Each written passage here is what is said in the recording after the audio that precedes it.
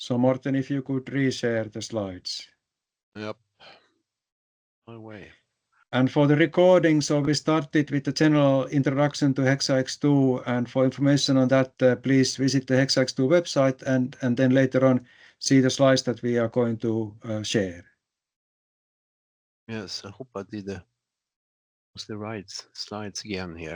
Yes. Now the slides. Yeah, at least some slides can be seen and you can be heard and seen. Yes, perfect. So as I said, we have these two different objectives in this presentation, showing the architecture, the 60 architecture we think is suitable for 60, and a little bit relation to NTN, and then also a little bit about our activities. Will be a little bit faster. So this is the blueprint, as we call it, 60 blueprint. And it's a rather high level view. I will shortly describe this. To the bottom here, we have the infrastructure layer, basically all the parts that is needed, hardware, storage, compute resources, routers, whatever. And this is the virtualized, so we can access where this what we call cloud continuum, the resources there. And then we have the yellow part. Maybe I can do a little bit pointer. The yellow part is in the more traditional network functions layer, which is the URAN, transport, core network, and so forth. What is noticeable there is that the core network is then seen as an evolution of the 5G core network. And we also have the new services here beyond communication functions also especially placed there to emphasize them, sensing and AI in these parts. They are what we have right now. Then we have something called application enablement platform, and this layer is to provide applications. You see the application layer here, easy access to the 60 capabilities, so they can use this. And to the right, we have the pervasive functionalities, which is then everywhere in the network. So it's not really, we have them separated there to show that they are always part of the functionality. And this is of course management and security. It could be a little bit other parts also. And we do, as you see, we don't have any deployments here. So it's a deployment agnostic, but of course we assume then that we can apply this blueprint to any type of deployment. Satellites, for example, sub-networks can also be part of it. It could be a lot of different sub-networks. And we also have, I forgot to say here, so we also have a lot of, we're working on to add a lot of enablers on this blueprint. So this, which is necessary for 62 functions. From one of the enabler is of course the satellites. We have one enabler called network of networks. Next slide coming up, which then consists of the sub networks and satellites. But one of the purpose of this workshop, I think, is maybe can we find some more specific enablers for satellites specifically that we should add to our system blueprint. So that's what we're working with, and we would like to input here in some ways. Not everything is added as enabler, and not everything can be added, so we have to be a little bit selective also, I have to say. This is then the network of networks paradigm, which is also an enabler, as I said. And the network of network, I think many of you have the same idea in your projects that the 60 network should be part of many sub networks, and they could be ad hoc. You can private networks. Everything should be work together. There should be an integration of these different sub networks in a seamless and unified manner. And in Hexa2 we work with the sub networks, UE to UE communication and drone communication, and also a little bit about satellites. So. With that said, we also have a little bit more zoomed in view of the architecture here then. Maybe you recognize this. And now I'm going back to this 5G to 60 migration. Could be interesting for you to know the view we have in Hexa2. You see the 5G part here. We have the 5G core and we have the end-to-end 3 interface to the RAN. and the RAN was split in CU and DU interface, if you remember. And for integration, as I said, we think that the core network will be an evolution of 5G, and it will contain new functionalities to handle 60 UWIS and new services and so forth. And we also think that we will have this split here between RAN and the core network again, but it may be a little bit different, but not that different. Evolved split, we call it. And in the RAN, we may think that this higher layer split will be less. It was a little bit complex, introduce a little bit latency, extra latency. So maybe it could be better to have a lower layer split. So that's maybe the main idea now, that the lower layer split can be the way to have more flexibility in the network. And that can have some implication for the possible NTN architecture options. To the right here, I think you NTN projects have much more details about this. I know that we haven't worked that much, but I think the one we could then propose based on the 5G60 migration is then that we either have this radio unit on board or G node B on board, and maybe not this DU split. To have a DU on in the satellite can be less optimal, since it might not be part of 60. Who knows? We don't know yet, but that's at least something to consider. That said, then I will give a little bit of flash here, flashing some of the activities we do in Hexa2. And there's a lot of different activities here, so spanning a lot of different topics here. See if I can explain everything. We are working with a coverage. This is some example calling coverage inequality index here. And we started out there to have a terrestrial network quality. This is Sweden, as you see. And then we took information from state statistic bodies that you could see that what the coverage was and the throughput was in different places in Sweden. And you see the blue parts where there is no coverage at all. And then we would like to add then the NTN part of that. Right now it's just now here we could add NTN, and this index can then be used to compare how good different regions are, fairness, how it evolved over the years. This is 5G now, so 4G, 5G, but then maybe we can use this to see for operators how 60 will evolve. And then, but the part is here, or the thinking is we like to add the NTN component a little bit more also. So we're working with NTN coverage evaluations here also, maybe to add this in this index. Let's see how much we have time to do. But this is the result is not available yet, so it will come in February next year. So this is just a draft, so to speak. And then we've worked a little bit with the NTN mobility, and then this, also that the mobility NTN is a little bit special, and maybe have to be treated a little bit special also. Already have been done in 3DPP as I understand, because you can have a lot of handovers for some cases, so you have to treat multiple handovers coming in at the same time. You also have interruption times, maybe a little bit more than in terrestrial networks, and you might have a lot of overhead also. So as I said, 3DPP has worked on this already, so there are some solutions. But here are some other possible solutions that we have worked on. One is then, for example, quality service aware omission, that you don't send the whole handover command. You do it just a small command, and then you can send the rest later on to save measured size.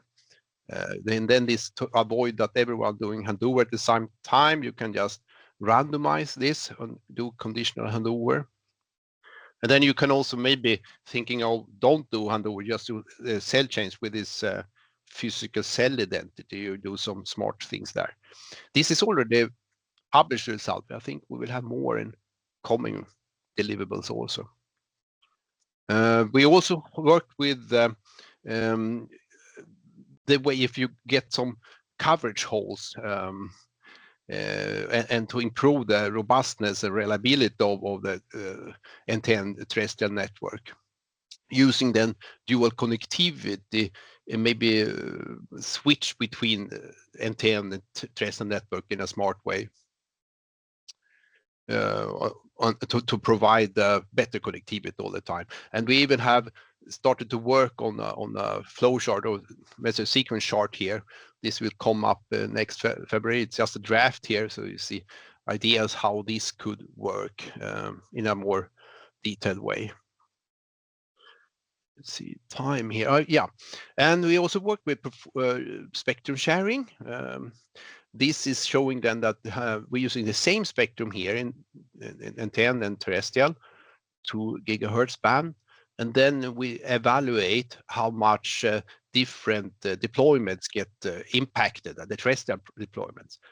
This is then the urban. I don't know if you see this, but it's the thing is the urban environment doesn't really impact. The SNR is almost the same with or without the NTN interference, but the rural area is very much impacted by NTN interference in this scenario. And the reason is that the rural area has much lower interference from the beginning.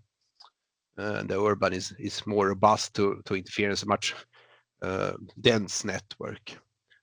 So we need some separations, isolation distance here. There's some conclusions. Uplink is less affected. We also work with other interference mitigation techniques here. This is work coming in D4.5. So this is more on the physical layer, giving some example to try to reduce the interference between terrestrial and NTN. The idea is to handshake between terrestrial and non-terrestrial. Beamforming and nulling, of course, could be that. And do some filtering, other type of filtering or things like also possible. But more of this will come in next year, also in February next year, I think. Then a little bit of conclusions. I think I have to wrap up now. We have then, we show our architecture. We assume then NTN is an integral part of that. There should be, from the beginning of 60s, NTN should be there.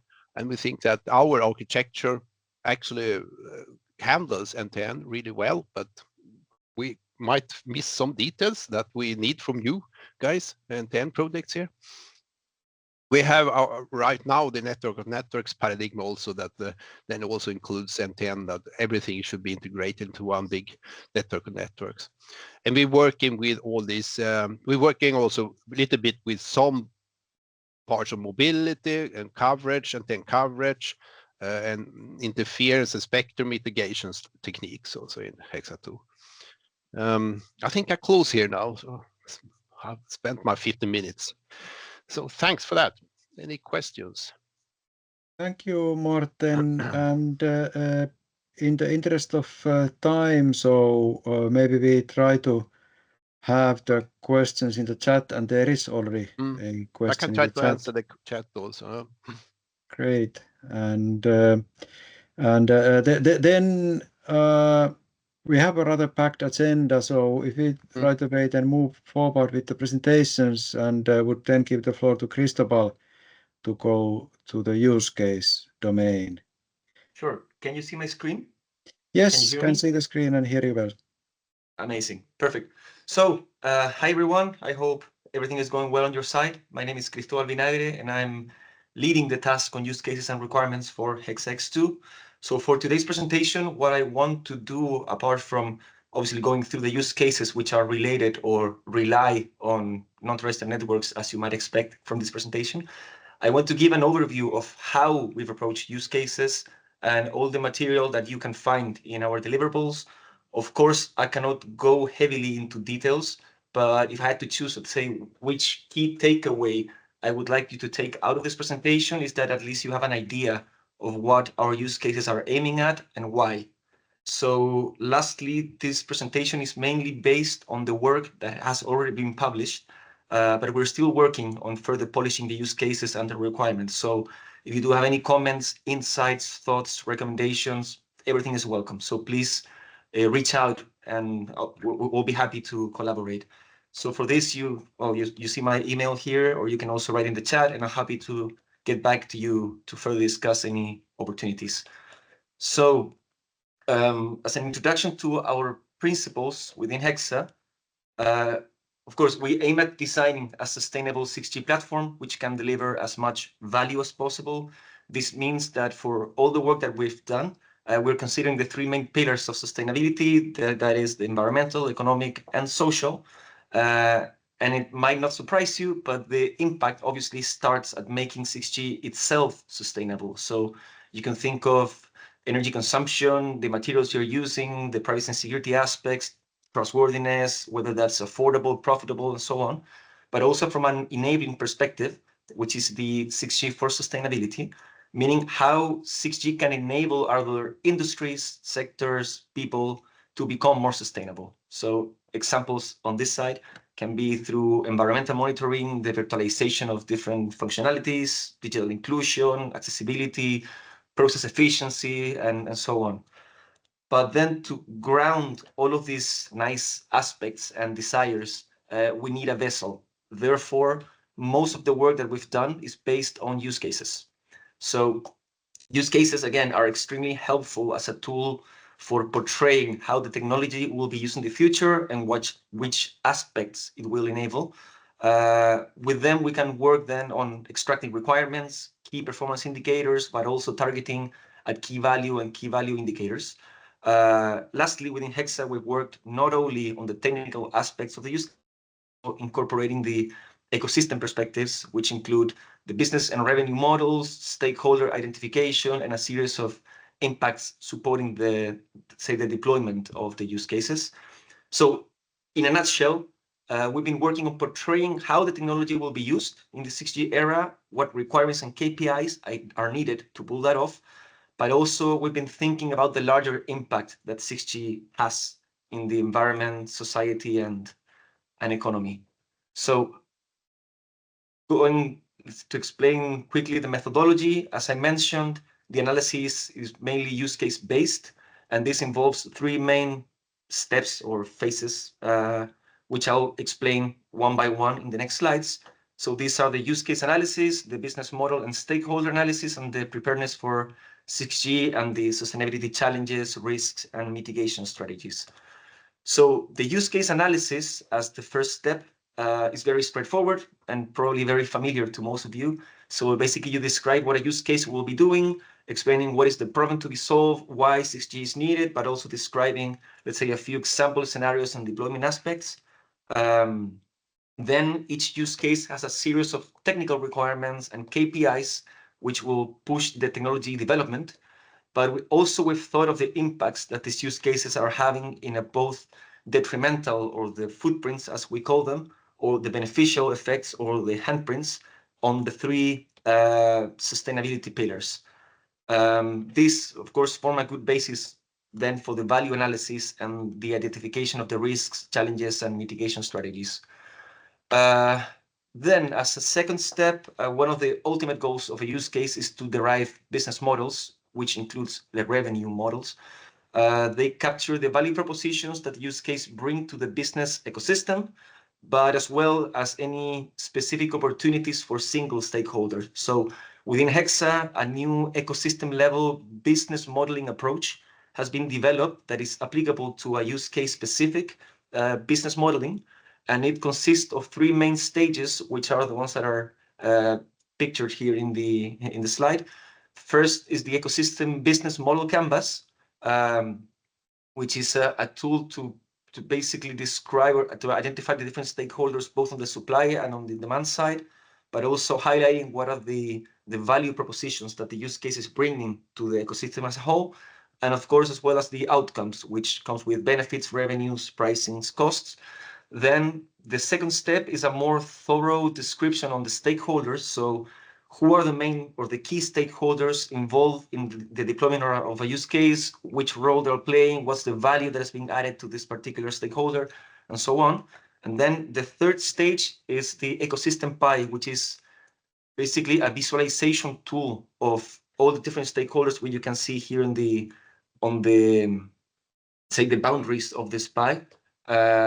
Those are the stakeholders listed, and then you have all the different aspects for each of those stakeholders, so you can have a broader view instead of just, let's say, having a narrow view on the impact that it's having. Then another work related to the use case refers to the identification of the impacts, so both positive and negative, and consequently translating those impacts into a series of challenges. These challenges also pose certain risks, which can be either risk of not delivering the expected benefits that were listed at the beginning, but also any risk that might be created because we're deploying this use case.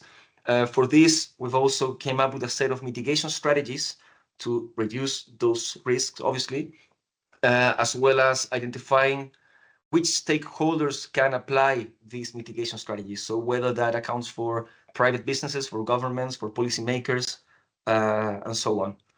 So as you've seen within the work done in Work Package 1, we've aimed not only at coming up with the use cases, but also understanding the surrounding impacts and identifying where and how these use cases will create value in the 6G era. So jumping into the use cases themselves, you might have seen this figure before, but this is basically all the use cases that were part of deliverable 1.2. So basically the use cases that have been delivered by Hexa-X-II. And they, based on a series of commonalities or the industries that they're targeting or the technical capabilities, they were grouped into 6 main families, which are represented here by these colored circles. And then one use case was selected per family, as was the one that best represented the key aspects of the family, and it was renamed as representative use case. So all the work that we've done has basically been done over these 6 representative use cases. And when we talk about the, let's say, the relation with NTNs, those are gathered within the fully connected world family on the bottom right. And the representative use case is called ubiquitous network. So then this family basically comprehends use cases demonstrating the need for coverage for everyone, everywhere. And as you might imagine, the cornerstone for this is the tight integration of terrestrial and non-terrestrial networks. Also, there's other use cases within this family that also can significantly benefit from this ubiquitous coverage as well, although not necessarily being explicitly stated in our documents. But okay, so the representative use case here is called ubiquitous network, and it describes basically the need to deliver mobile broadband-like services everywhere. So this includes in remote areas, zones with harsh geographical conditions, so forests, mountains, also the airspace for, let's say, drone operation, for example, as well as the open ocean. It is important to highlight that the focus on this use case is not stretching on the requirements to providing, let's say, ultra low latency or very high speed services, high data rates, but rather ensuring that everyday needs are covered with the desired quality of service, so that everyone can benefit from the benefits that mobile networks can deliver. By these basic services, we refer mostly to phone calls, web browsing, video streaming services. And of course, to do so, the need for a tight integration of both terrestrial and non-terrestrial networks is explicitly stated, which help as well to solve problems related to the deployment difficulties or cost constraints, among several others. And of course, it can deliver significant benefits as well, such as closing gaps in digital inclusion, in educational gaps, expanding health services, among others. So here, within this use case, we've described 3 main scenarios. The first one on the top right is called connectivity at remote locations, where a scenario is described of someone in a mountainous area trying to reach connectivity either for entertainment, educational, health-related purposes, or maybe even rescue services. On the right below the mountains, I've sort of like packed these 2 scenarios into only one picture. But this second one is called improved connectivity in developing countries. So it is highlighted both delivering connectivity for humans, but as well for businesses in developing countries. So as it is shown here with the farmer and the new ability to control the crops, to apply precision farming technologies, for example. So that will obviously benefit those farmers in these areas quite a lot. Another use case, which is, and this, sorry about the confusion, but this does not, this is not a part of the ubiquitous network, but rather of the family, but it does share certain similarities. So you can at least have an idea of what we were thinking of, but it's called Earth monitoring here on the top, on the bottom left, where it explains how a global environmental monitoring system can provide real-time data on critical environmental factors such as weather, climate change, and biodiversity. And then, returning to the scenarios described within ubiquitous network, we have here on the bottom right the scenario called connectivity during natural disasters and emergencies. So here we are aiming at benefiting from the advantages of non-terrestrial networks being less likely to be affected by let's say a ground emergency situation, such as an earthquake, a tsunami. So in this scenario, we describe a case where an earthquake damages part of the terrestrial infrastructure. And so non-terrestrial networks can be deployed, let's say, to replace those connectivity links and ensure that the connectivity is not lost. Therefore, we see non-terrestrial networks as, let's say, enabling a significant increase in the overall resilience of the network, playing, of course, a crucial role in these scenarios. So a bit of a summary, we could summarize, let's say, how we are envisioning the use of non-terrestrial networks into two main areas. First, and mostly aimed at rural areas, is just emphasizing the need for connecting underserved areas and the benefits that this new or improved connectivity can bring. And the second one, which is mainly applicable to urban settings, but of course it also applies to rural, is just making networks more robust and resilient, increasingly important to both climate adaptation and, let's say, keeping humans safe. So as a next step in the process, we've also identified and listed the requirements and KPIs associated with this use case. So to go through a few of them, of course, coverage is the cornerstone of this use case. Resilience, I've already explained, I mean, why this is quite important for us. Then flexibility, for example, where the 6G system must be able to deploy flexible network topologies, and that also relates to the service continuity, right? Which is making sure that this compound network will be able to deliver the use case with the required quality of service. Cristobal, just reminding yes. that there is 5 minutes time for the start of the next one, but I think that's enough time, but just reminding you. Perfect. Yeah, don't worry. Thank you for letting me know. So, yeah, as I was just mentioning, the service continuity is quite important because, I mean, from an end user perspective, connectivity should be, let's say, technology or route agnostic. I mean, they're just worried about things working properly, not which route is taken. And one last point, for example, was affordability. So, of course, if it's not affordable, both from the network infrastructure perspective, but also for the devices for end users, then it will never reach widespread adoption. So regarding the KPIs on the right-hand side of the slide here, as was mentioned, we are targeting video streaming-like services. Therefore, requirements on data rates or latency are not very stringent, but rather the main need here, or the main, say, the pain, is to ensure coverage, availability of services, and reliability. So you can think of, for example, non-terrestrial networks delivering connectivity in previously unconnected areas.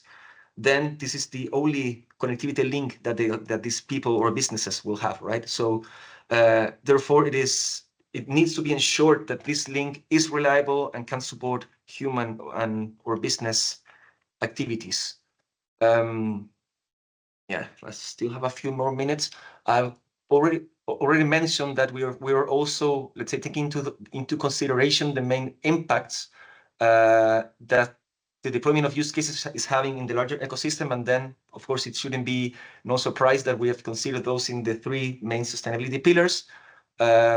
So examples of such is, for example, when you think about ecosystems, I've already talked about environmental monitoring through the use of non-terrestrial networks. Of course, using those to provide coverage will have significantly less land use than doing so from a terrestrial network perspective. But also, for example, you think about how this new connectivity can change people's behaviors. That could have also, let's say, an impact on the greenhouse gas emissions associated with these new behaviors. So there's a lot of things that it really needs, let's say, to have further study to know what is the best way to go. Then if we think of the social, for example, of course, resilience, once again, we need to make networks trustworthy, but as well, we have huge impacts or opportunities into the digital inclusion aspects. When it comes to economic, to be very resource efficient, to create new business opportunities, but also, let's say, combining, let's say, these 2 types of networks obviously will require several investments, several maintenance costs. So there's some of the areas that we're looking further to really understand the impacts that the use case will be having. So since I don't have much time, I just want to quickly show some of the, let's say, parts of the methodology that I first introduced in the presentation. But here, so you can see that it has been applied to the particular use case that we've been talking about. So when it comes to ubiquitous network, here you have identified the different stakeholders on both the supply and demand side. What are the main values that this use case is creating for these stakeholders, and as well as the main, as an outcome, the main benefits, revenues, pricing, costs. This is the ecosystem pie that I was mentioning before as well. So you can see per stakeholder, you have, let's say, some information, some analysis on what are the main resources that this stakeholder will be putting into the deployment of the use case, which activities are doing, which is the value proposition per stakeholder that they will gain from the application of this use case. And lastly, also to show, let's say, a few of the risk mitigations and mitigation stakeholders that we've identified for this particular use case. So yeah, I don't have time to go into the details, but I just wanted to give you let's say, a quick overview on the work that we've done and the kind of information that you can find. So again, if you do have any feedback, any insights, any comments that you can provide to us, that will be very well appreciated, and we're looking forward to collaborate with you. So 19 minutes, Mikko, right on time. Yeah, thank you, Cristobal, and so some time also to move to the next presentation.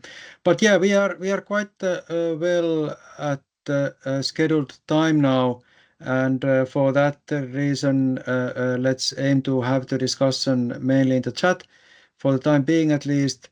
And so, of course, also then more information can be found on these matters from the Hexa-X-II website. Via our deliverables and via the videos that we are sharing there.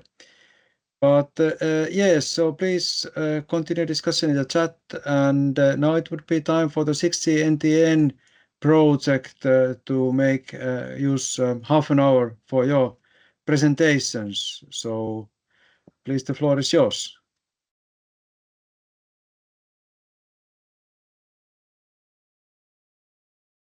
Nicola, we can see the slides and not yet, at least hear you.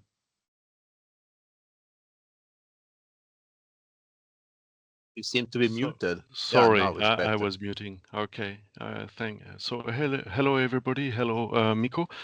I'm going to talk about this 6G NTN project, and maybe just a few words about the project, which is addressing this call, and the overall goal is to develop an NTN component fully integrated with the 6G infrastructure and able to support mobile broadband and ultra-reliable low latency especially to vertical industries and consumer terminals in indoor and outdoor.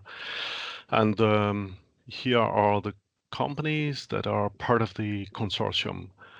So that's being said, I will now report about some of the research activities that we are doing. And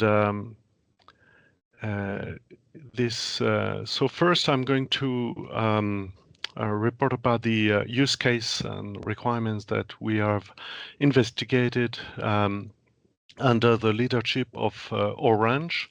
And I would say that somehow some of the use cases are in line with the HX2, except this Earth observation thing, which we haven't considered.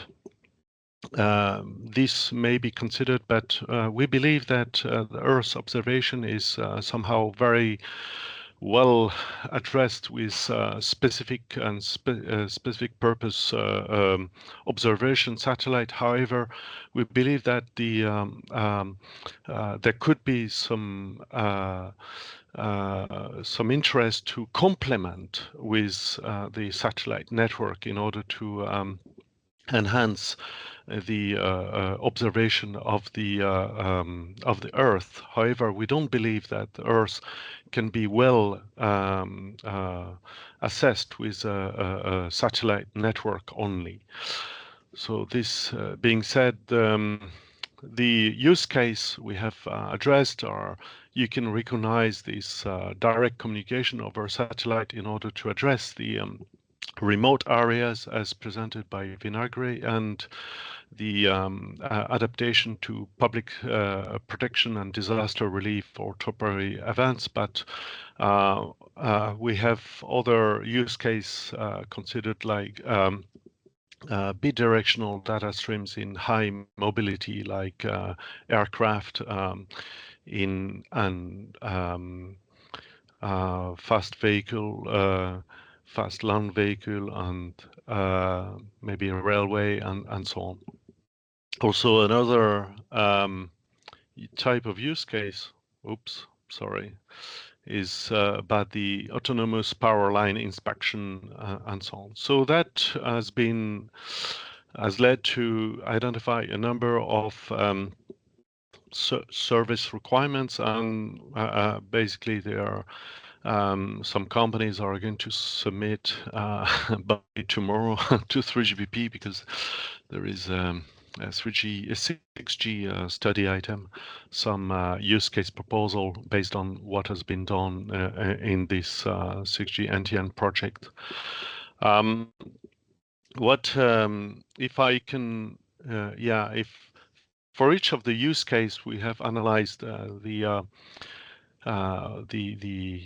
how different user groups would like to use the satellite network, leading to some architecture topology for the infrastructure.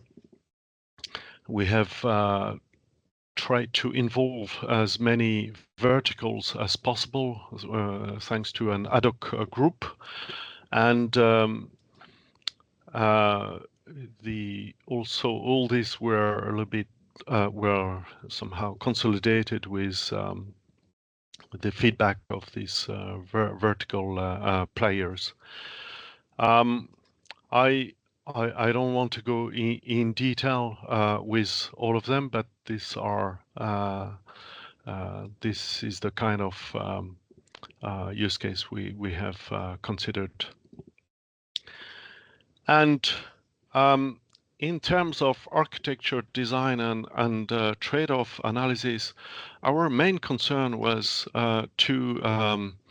with respect to this 3D network concept made of multi-layer network infrastructure, able to address multi-terminal types and usage conditions, because some of the terminals are going to be handheld or wearable devices. Some other are going to be mounted on land vehicle or on vessels or aircrafts and railway and so on. So this gives a lot of constraints on the terminal, because these verticals don't want to have, they want to restrict and constrain the user terminal size and power and so on. And the usage condition requires some flexible radio access technology to cope with the different deployment scenarios and usage conditions.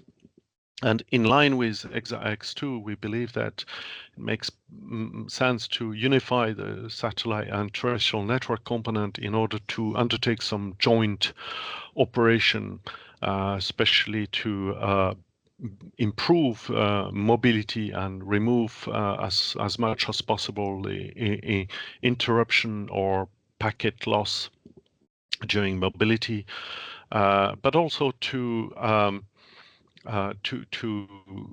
provide some hot redundancy between the two layers in order to address the challenge of a very resilient 6G network.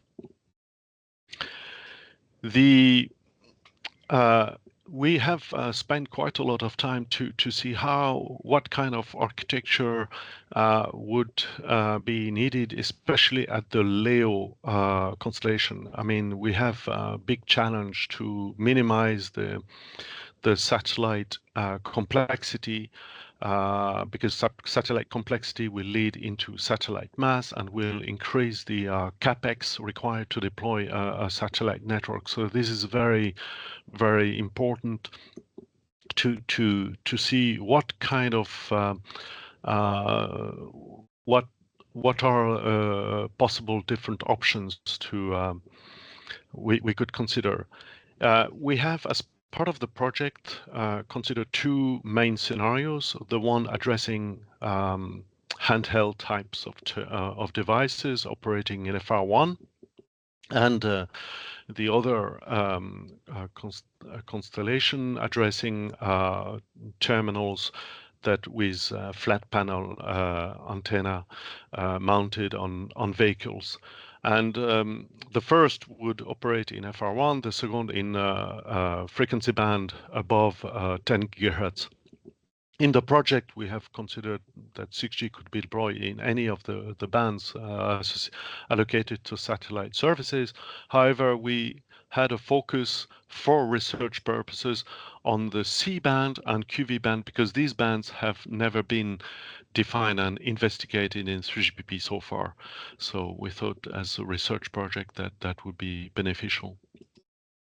And so there was two approach, either to have a dedicated constellation for C-band or a dedicated constellation for QV band. But then another approach was to consider that we wouldn't have these two frequency band separated constellation, but we could organize the constellation with some LEO satellite that would be called feeder link, and that would embark some processing. And this feeder link satellite would serve a number of satellite service satellite, and by service satellite you could have a dedicated C-band or dedicated QV band service link satellite. By separating these two missions, the idea was to maximize the throughput that can be provided by the service satellite.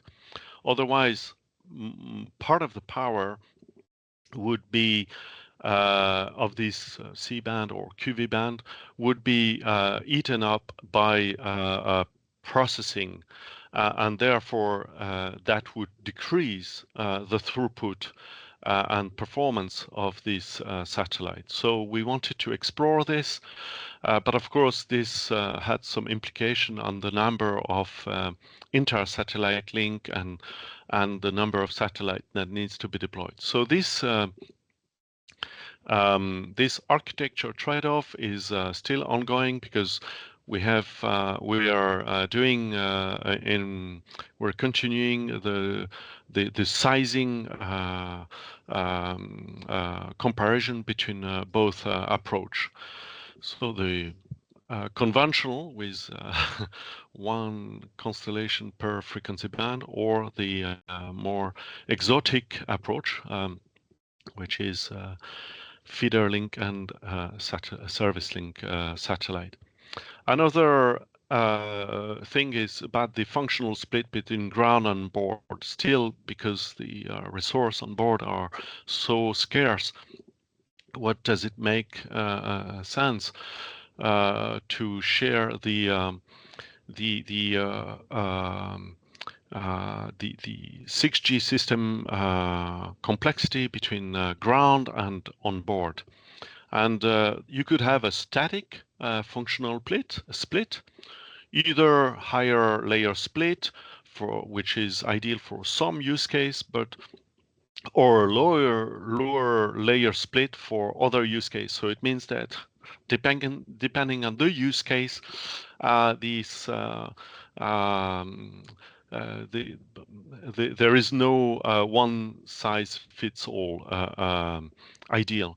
So another approach would be to have an adaptive functional split, depending on the use case, and therefore you could consider to have either all the processing or all the RAN functions on the ground, or part of it on board, or full on board, and so on, depending on the cell, the UE, the service, the scenario, or the depending on user control plane consideration. So this is being investigated. So coming back to this original approach of having a feeder link satellite that would embark basically a GNB, and service satellite that would embark some kind of radio unit, but maybe some very low layer GNB functions. This would require some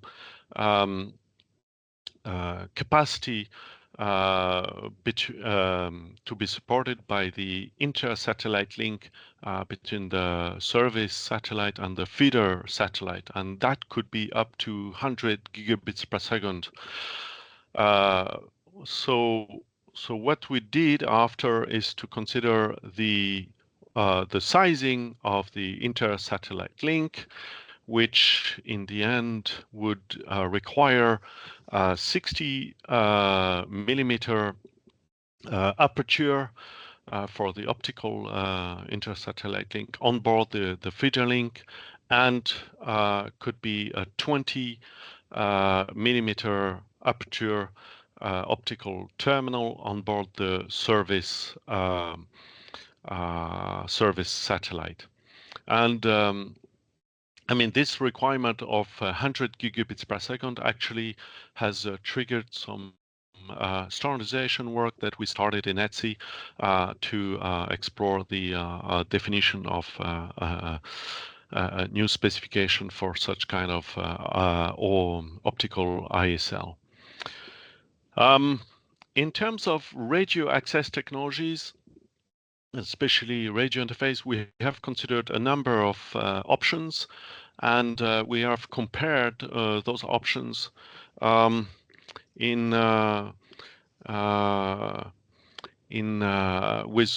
different criteria. In parallel, we have reviewed and revisited this 3GPP NTN channel model, because we identified some errors, and therefore we have reviewed and found a way to correct the NTN channel model so that it's better representative of the reality with the rise factor.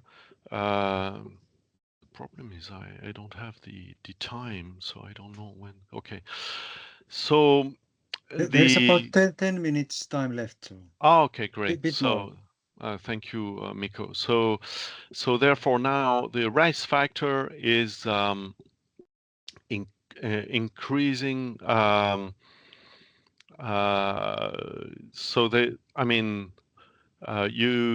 rise factor is corrected, and therefore with larger elevation angles now the line of sight probability is increasing. And for the delay spread, if it decreases as the elevation increases.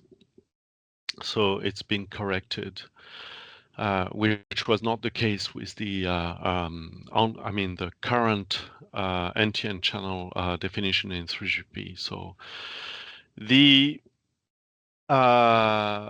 the preliminary waveform comparison has been performed thanks to different partners that had their own simulation tools, and we did a lot of calibration between those different companies. And the preliminary results indicate that basically more or less all waveform performs quite similar, except the OTFS1 that may be a little bit more robust with respect to multipass and phase noise, but at the expense of higher receiver complexity. So we definitely need to further analyze and assess these waveforms under typical NTN Doppler delay conditions. But we really would like to coordinate with Hexa-X-II to understand the performance of the waveforms under terrestrial network channel characteristics.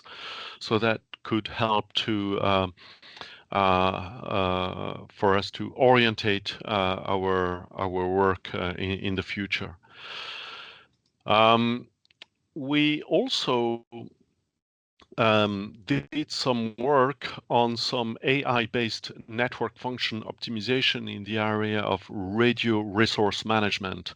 And we have considered 4 network functions. The one that could help to optimize the balance between TN and NTN, depending on the user traffic demand, and so that the idea would be to, for instance, remove from the or transfer from terrestrial network to the non-terrestrial network some of the UEs that would be the most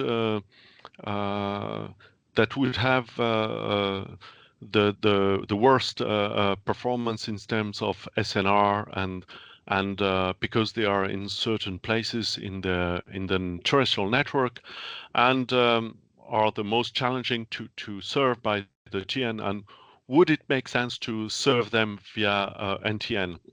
And what could be the impact on the TN performance? So we did some analysis on this, and there could be some area of improvement there. We also investigated ways to implement fractional frequency reuse via satellite in order to increase the spectral efficiency and the throughput of the satellite access, and that there are some interesting results that may translate in some further development.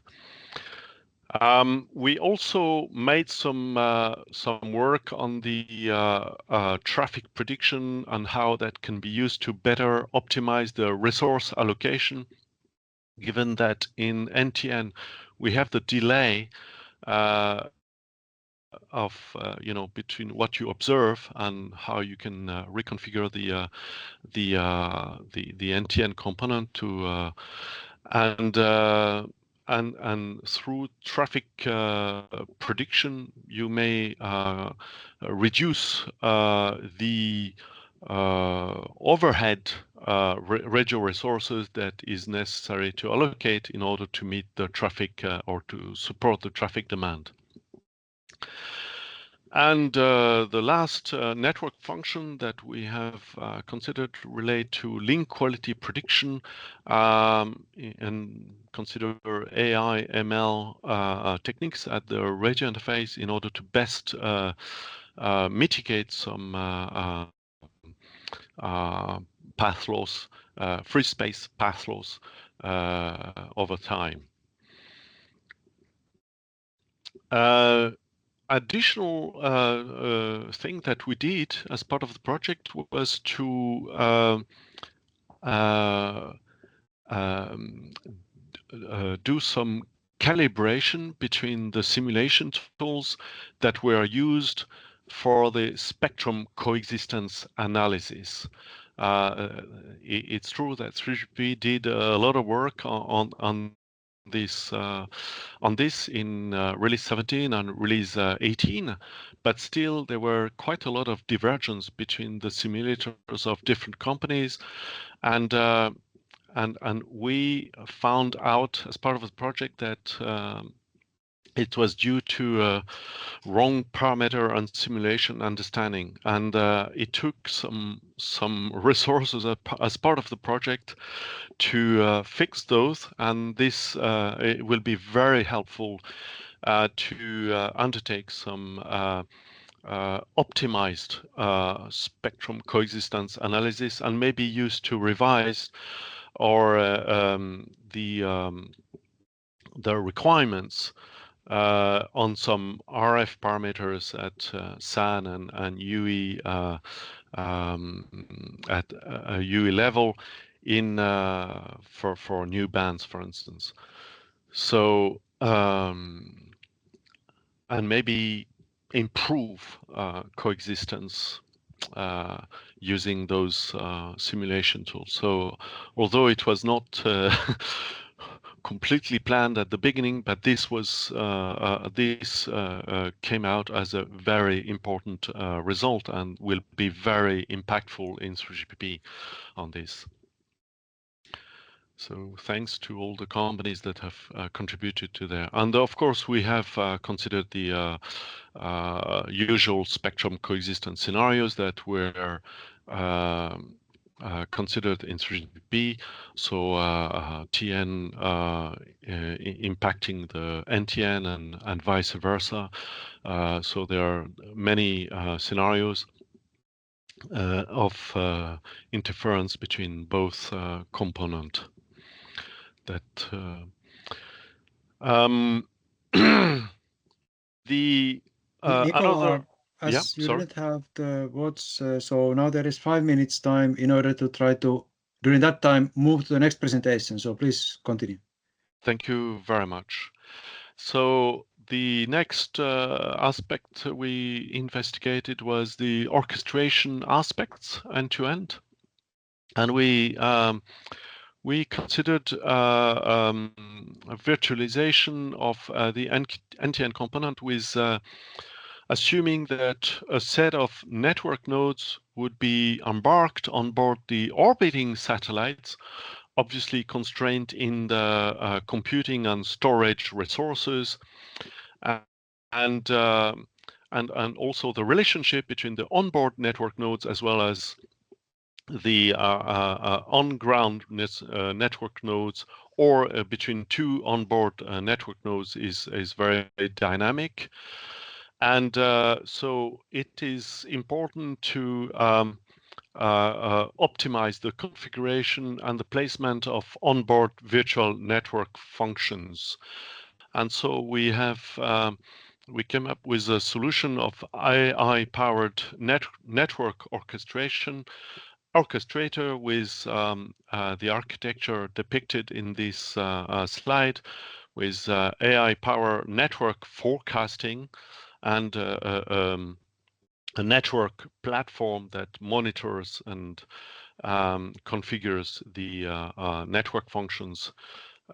So the and the AI powered is based on a machine learning power that do some, observe from data collection in provided by the network platform and predict what is necessary in terms of storage and computing.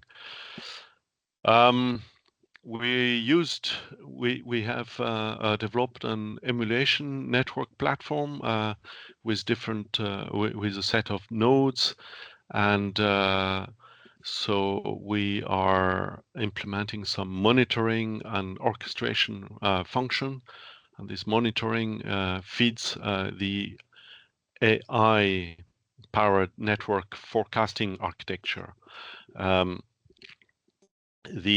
So we have started to implement and to make some simulations to show the interest of adjusting the placement of this VNF in order to sustain the variable traffic demand. In terms of sustainability aspects, we have done the analysis considering three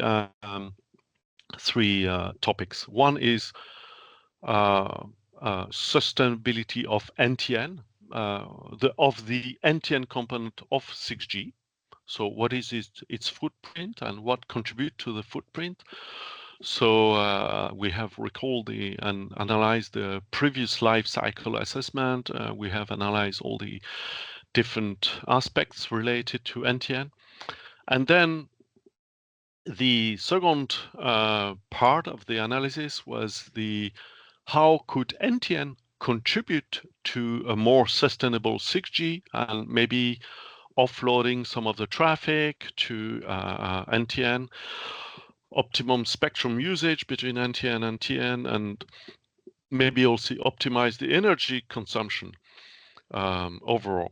And the third is to we have analyzed what could be the contribution of NTN on the impact of society, what is called handprint.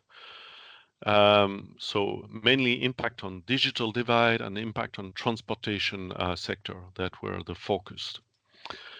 Sorry, Nicola, is it possible to conclude in a minute or less even? Yes, okay, thank you. So we came up, basically what we want to compare is just one system based on a LEO constellation compared with what could be the benefit in terms of sustainability with a mixed architecture made of GEO and LEO, and how could that be used to reduce the sustainability. So this is what we are doing now. And I think I have completed my work. I've completed the presentation. I have not talked about what we are doing in standardization, regulatory and business model and spectrum research and so on, but okay, that was research oriented. Thank you.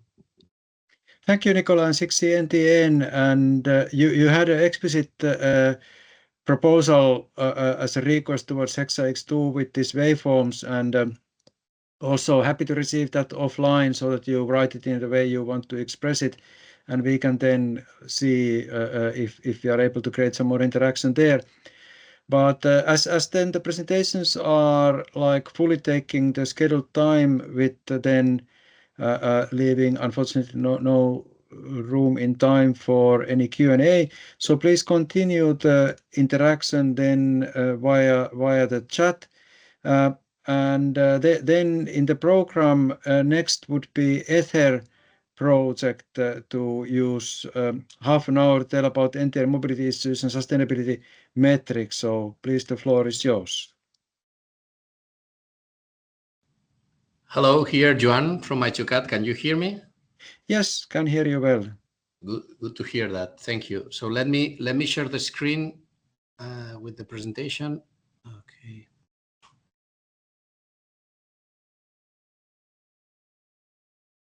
Z.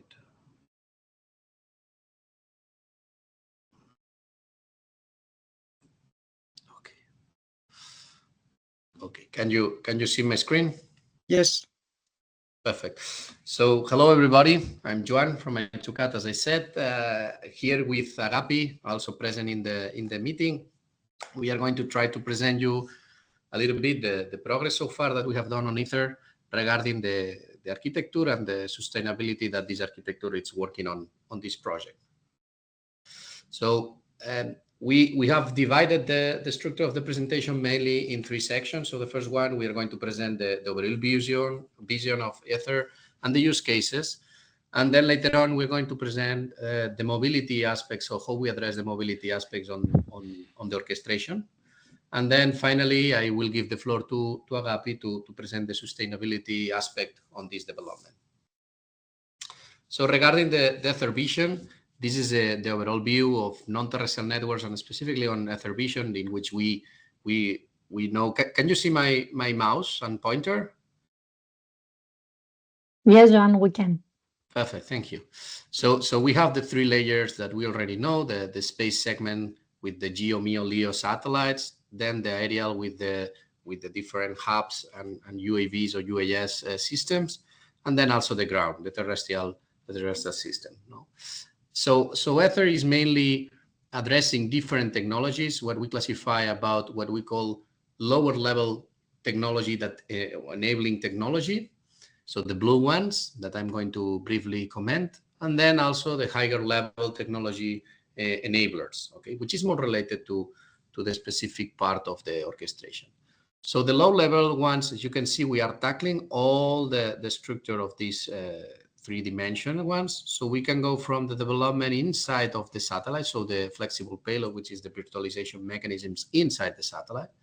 But then also we are also tackling handovers between the aerial and the ground and the satellite, as well as edge computing and direct-to-handset connectivity, no? And the waveform also in this way. We are not going to present these details, okay, but we are tackling these enabling technologies.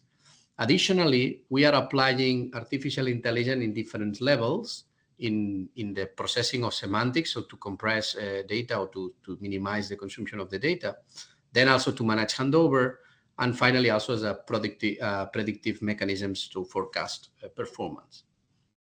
So then in the higher level of these enablers, we have the orchestration side.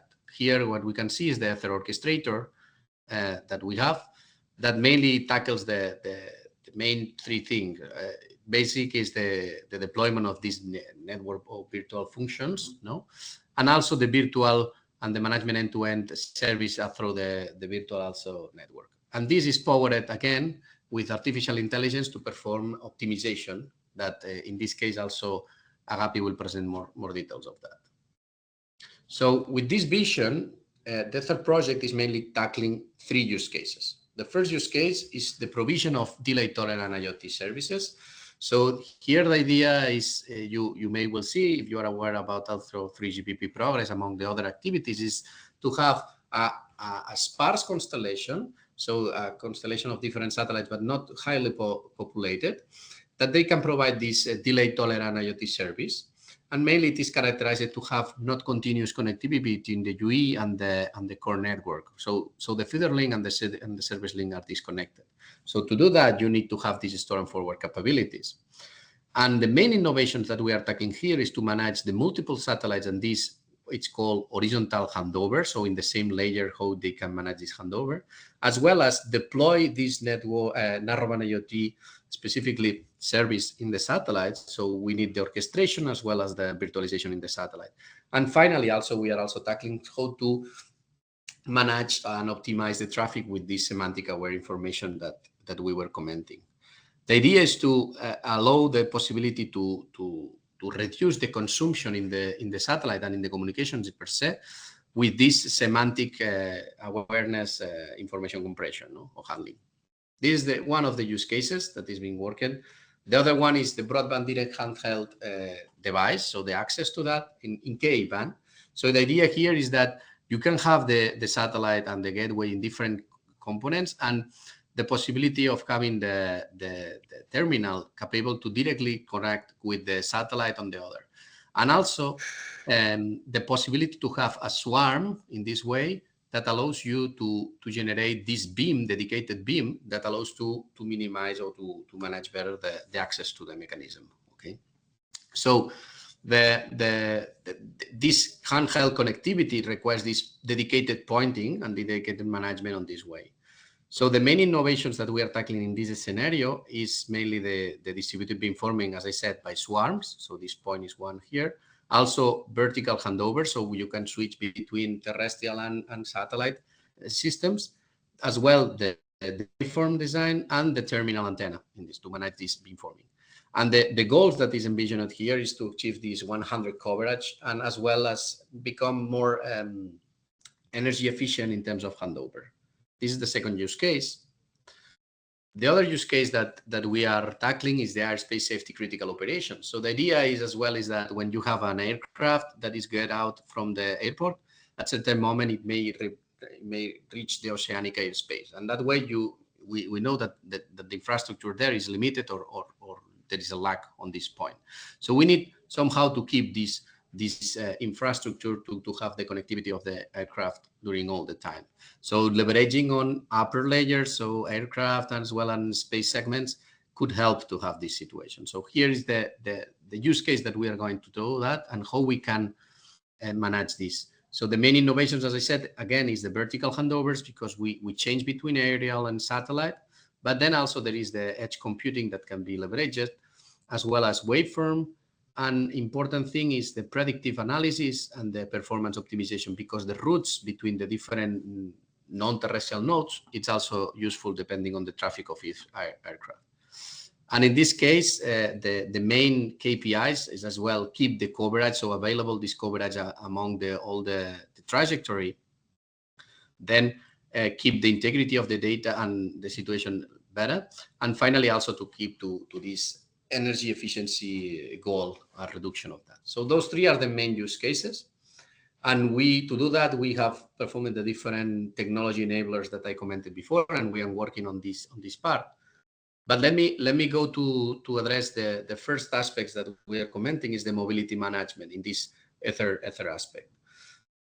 Before tackling this, let me present a little bit the architecture of the ether orchestrator. Okay, so the ether orchestrator is mainly composed at different levels. So we present the global level, the administrative domain level, and then the infrastructure level. Those three levels represent the basis of the core of the architecture. And the global level, what it provides is mainly, as it says the name, end-to-end perspective. No, so you have the end-to-end Ethermano that you can deploy the applications orchestration, but as well it can manage the network orchestration. Okay. Then the administrative domain level, it includes or involves all the different domains associated with. So we can consider a cloud domain. So we are deploying network functions, applications, let's say like this. Then we have the MEC domain, which is dedicated to the edge computing with its own orchestrator. Then you can have the RAN domain with the SMO and RICs. And finally, we have the transport domain with this virtualized or virtual network. Okay. And then each domain, it tackles directly to a dedicated infrastructure. What it is also important to remark here in the domain is that not only the domain includes a terrestrial, an aerial, and a satellite. No, so you can have aggregation of those. The domain is defined per se as each operator or each infrastructure manager. Then also another important thing is those supplementary functions, which are the functions that you can add to complement, to plug, to extend the orchestrator. And one of the important things to connect, and it is also addressed in Ether, is the artificial intelligence models and functions that are being developed, and I commented before. So this is an example of how these models can be developed as an AI stratum, external stratum that needs to be connected here. So this is the overall architecture. The question now is how we manage two important and relevant aspects that in the typical orchestration are not present. The first challenge that we want to remark is the geolocalization.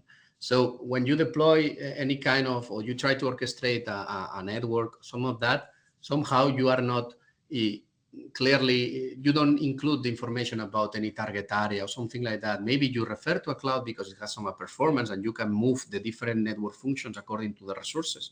But here also you need to geolocalize those services. So this is important to put this extension here.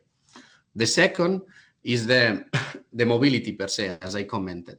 So to address those challenges in the orchestration, in the architecture, we included what the first one is called the GIS function, and it provides information as a geographical information service or system, information about the different target areas, and you can then integrate it in the orchestration part.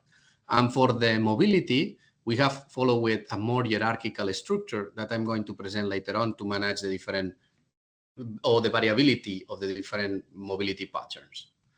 So specifically, in this way, we have what it's called, following the same terminology, the global mobility management function, the domain management function, and the local management function.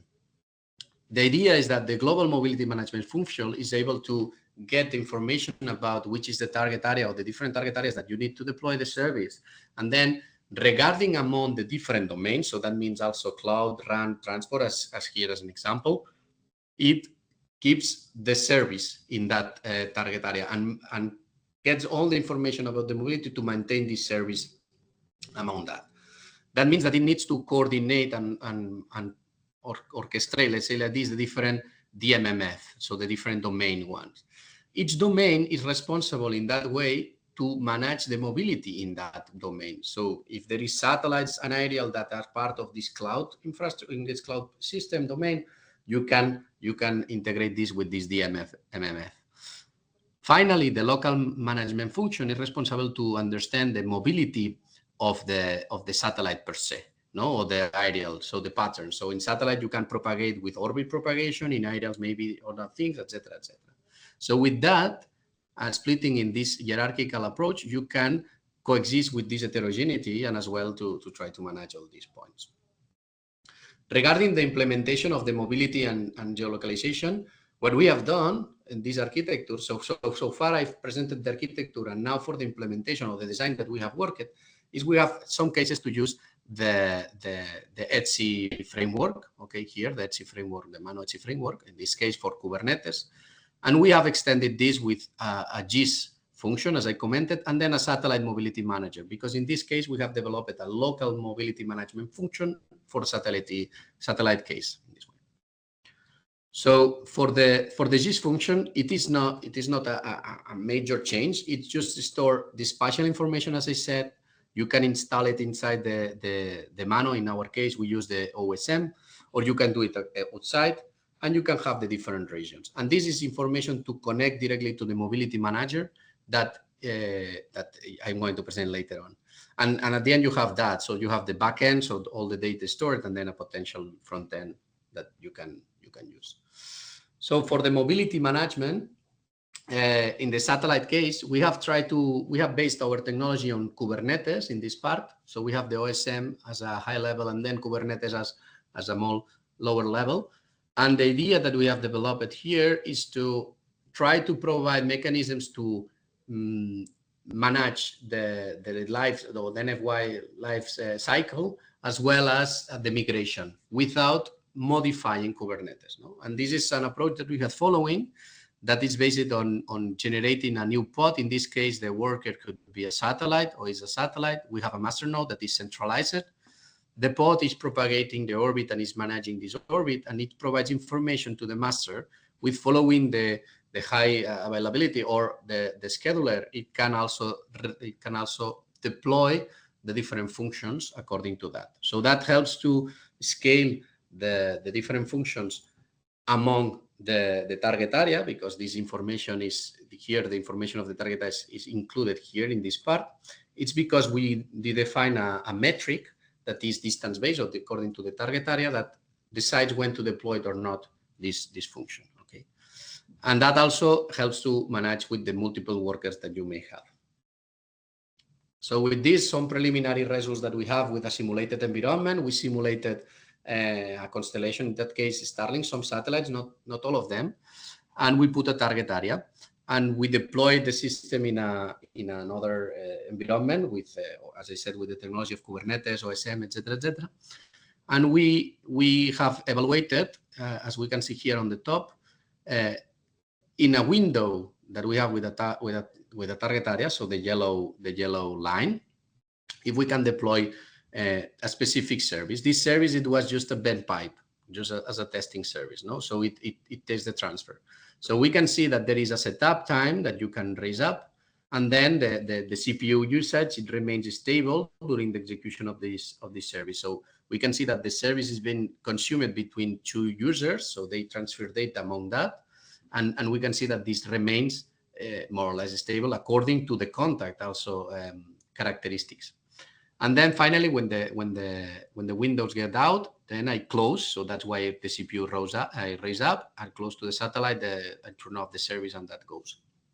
As I said, this is a preliminary result. Still, we are ongoing on this setup time, and now with the migration part that we are working on, what I think is quite interesting here to remark is not the fact that we can correlate the target areas with this deployment. This is in satellite operations with task scheduling, something that is quite extended.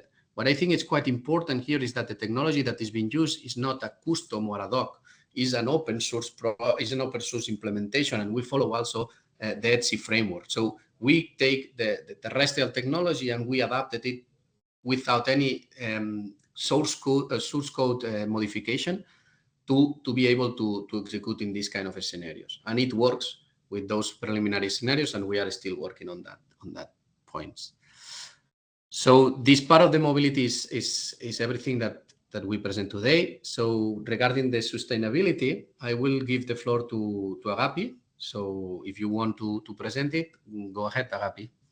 Thank you very much, Joan. So hello, everybody from me. I'm Agapi Mesodiakaki from Aristotle University of Thessaloniki. And we will present the sustainable part of Ether. Go to the next slide, please, Joan. We have several activities in Ether. Have you gone to the next slide, Joan? I don't. Can you not see my screen? Not really. It's not I'm moving. in the ITU. The slides are visible here, so... Yeah, now it's moving. Okay, I don't know, maybe it's at my end. Okay, so what I was saying is that in Ether, we have a lot of sustainability activities, but today we chose two of them to show here. For both of them, we used, of course, a mathematical analysis.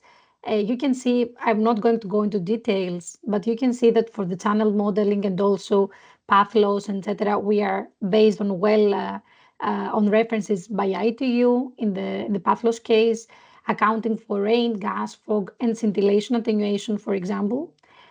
For the metrics, we have spectral efficiency and also maximum capacity, energy efficiency, and cost efficiency. We will stay in the last two metrics. Yes, please go to the next one. I have just changed to the next slide. Yes, now I see it. Okay. So for the first study that I was speaking about, we're going to focus on different types of base stations. So that means both terrestrial and non-terrestrial ones, and try to focus on different scenarios and see which is the best approach in terms of deployment. So this is more like a techno-economic analysis. For that, for the aerial nodes, we consider a lot of different cases. In the case that we focus on the hubs, like the high altitude platform systems, we can have two different categories. The first category is the ones that are lighter than the air, that these are called aerostatic and airships. These two belong to this category. And then we have the aerodynamic, that they are heavier than the air. For the UAVs, that for us are like the low altitude platform systems, we consider both the ones that you see on the slide with rotary wings, also the ones with fixed wings, and some others that they are like a hybrid solution between the two of them. So go to the next slide.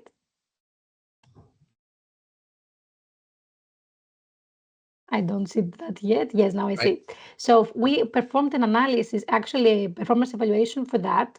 You can see here a very well detailed table. We have a lot of information about that in our deliverable. We focused on both the terrestrial base stations, having both macro base stations and small cells, and also the other categories for the aerial I already explained about. as well as all the different types of satellites. And you can see that we performed a study based on different parameters, like their height, the cell radius, the delay, and also the total cost of ownership, that this is something very important for our study. Go to the next slide. I'm not going to do the details. We're going to show some results for that. So for our results, we considered two different scenarios. The first scenario is called coverage-driven scenario, where actually the requirement is to cover a very large area where capacity is not the main problem. So having a very large area to cover, this is the first scenario. The second one is exactly the opposite. So we focus on a smaller area, like an urban center, and we want to maximize the capacity in this area without actually the coverage is not a constraint here because we have a small area, but the capacity can get very, very demanding. So go to the next slide, please. See, here are some results, indicative results. On the left side, you see the number of base stations we have to deploy for the capacity-driven scenario, so the one I showed before. What you can see here is that when the capacity is of interest, we have to rely on terrestrial means. So you see that the best approach here are the G-node bees, so the terrestrial G-node bees that operate at 3.5 gigahertz. Another thing that we noticed that was actually not a surprise is that the higher the frequencies, the higher the capacity. And that means that that happens because we have high bandwidth availability at these bands and high antenna gains that they can compensate for the higher path loss. Now, when we go to the TCO, the thing changes a little bit because, of course, the CapEx and OpEx come into play. So you can see here that, of course, the terrestrial base stations, they are still the best option. But here you see that the small cells, which is the blue line, have a better performance than the G-node bees. So the main outcome of this study was that for coverage-driven scenarios, we have to rely on terrestrial means and especially into small cells. So densification of densely populated areas is expected to happen by having a dense deployment of small cells. Go on the next slide, please.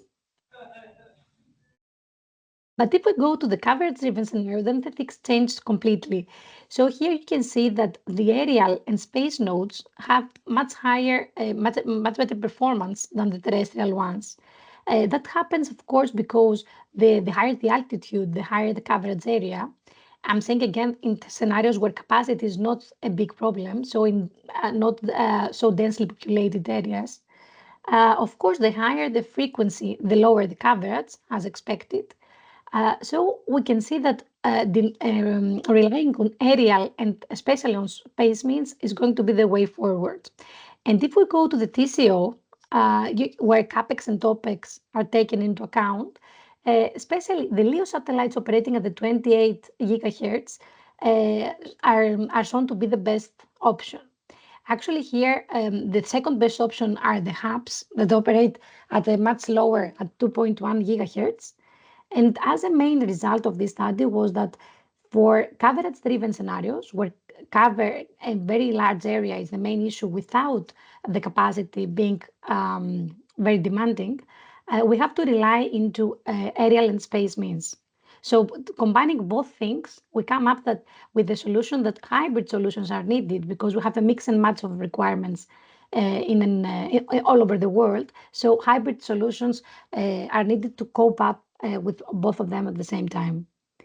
Sorry, Agapi, to interrupt, but just reminding on the timing. So around 5 minutes to move to the next presentation. So thank you. Okay, yeah, we'll be quick. Go to the next slide, please, Joan. Okay, so here we have the second study. I'm not going to go into a lot of details, just to mention that we focus on specific use cases. So we had users tailored to the use cases that Joan explained before, the use case 1, 2, and 3, that they are relevant to Ether. We had, of course, a resource allocation scheme, which was the one that is proposed here. And we compared with the state of the art that actually had like the default solutions for these problems. The problem that both us and the state of the art were taking into account was where to associate the users, where to place the VNFs or the XNFs, if you want to be general enough, and also how to route the traffic. Go to the next slide, please. So some indicative results here, you can see that the Ether architecture, combined of course with the algorithms that we develop within the project, can achieve up to 82% higher energy efficiency and up to 94% lower total cost of ownership. This happens because the algorithms have much higher flexibility and they place the resources in a more efficient way, taking all three steps into account: user association, traffic routing, and XNF placement.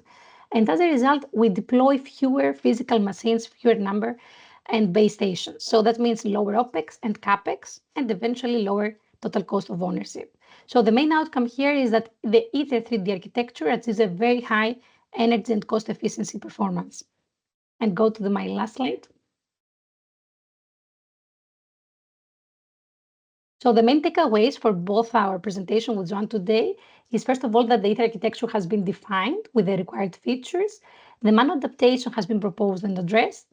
The results we have already indicate that the first prototype allows for satellite-based NTN orchestration. And of course, we have some further deployments that we have already started working on.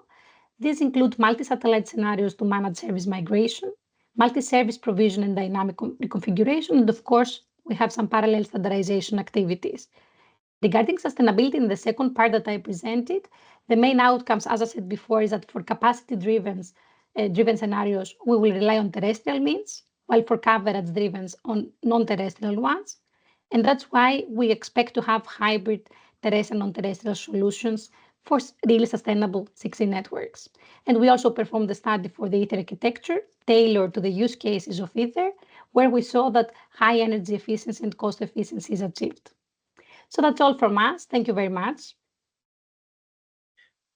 Yeah, thank you very much. If there is somebody who would like to raise her or his voice to pose a question like that, that's also welcome now. And other possibilities then to continue using the chat.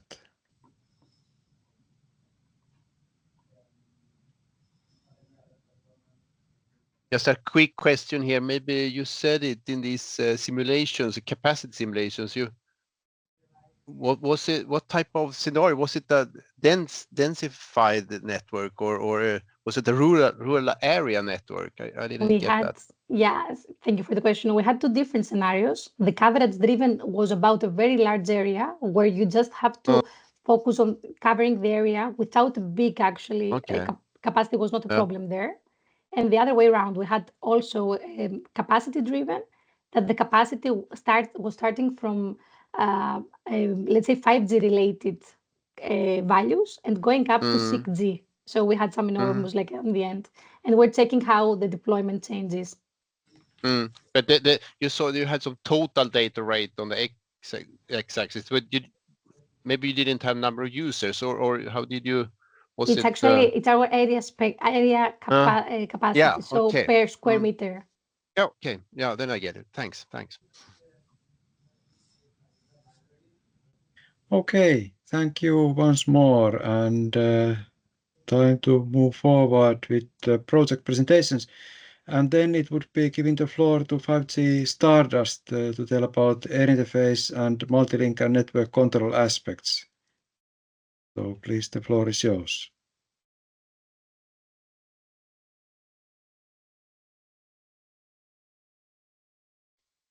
We have Daniele and Marius. Yeah, hi, this is Marius. Just allow me to share the screen.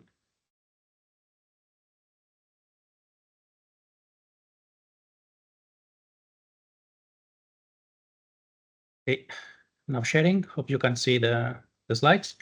Yes. Good. So my name is Marius Caus. I'm the leader of Radio Technologies work package in 5G Stardust, and as the title indicates, the objective of this presentation today is to provide a short overview of the current activities concerning the air interface. So the main objective of designing a unified air interface is to allow users to either access the network through terrestrial or non-terrestrial links. And in the project, we focus the attention especially in frequency range 2 bands, such as the KA. To this end, we leverage on the procedures specified in the standard, onboard processors, regenerative architectures, and the Open RAN architecture that somehow facilitates RAN disaggregation. Ongoing activities so far, the context of this task address different topics such as beam hopping, beam design, and beam footprint layout, different mapping schemes, random access procedure, and advanced waveform designs such as OTFS. To mention a few, and the idea is to not to go through all these topics in detail, but just to provide the most essential information. Okay, so first of all, allow me to say a few words about the reference system. In this slide, I have included the schematic view of the architecture, describing the interplay between the different network elements, including the UE G0B satellite, the gateway, and the 5G core. In this architecture, RAN functions are located on board, and depending on the functional split, the protocol stack could terminate either on board or on ground. So, for instance, if a full G0B is implemented on board, this means that the NG interface shall be implemented over the feeder link. But in contrast, if it's just the DU that is hosted by the satellite, it is the F1 interface that shall be implemented over the feeder link. As in it is a common approach in most of the deployments, the footprint is divided into small spot beams. To this end, in the project, we consider that the satellite is equipped with an antenna array of 512 elements. And in the table, I have included system and orbit parameters of the reference constellation. Most relevant information here is that the terminal is consistent with VSAT to establish directional links, and that, let's say, to provision global 5G connectivity, satellites are arranged into shells at different altitudes and inclination angles. In this slide, I introduce one of the coverage issues inherent to our system, because in practice, due to the power limitations, the satellite is not able to illuminate simultaneously all the beams in the coverage area. And this is not a problem for transmitting user-specific data, because the beams can be steered according to the traffic demand, but this is not the case for transmitting common control signals that shall be broadcasted to reach potential users attempting to attach the network. So essentially, this highlights the necessity of implementing beam hopping solutions. And in this case, it's important to design carefully the hopping period and the amount of time spent on each hop according to the periodicity of these control signals, which include synchronization block, system information blocks, paging, and so on. Yeah, let's say that interestingly, beam hopping not only depends on the control signals, but also on the beam footprint layout. In this slide, I've, let's say, described different solutions where the beams are fixed on Earth to, let's say, try to mimic a terrestrial deployment. And the first solution that is analyzed defines a grid according to the footprint radius at nadir. And the consequence, which can be seen in the first figure, is that the footprint is divided into a large number of beams with large overlapping as well on the edge due to the beam deformation. The alternative is to synthesize uniform beams to counteract this deformation according to the largest beam size at the end of the footprint.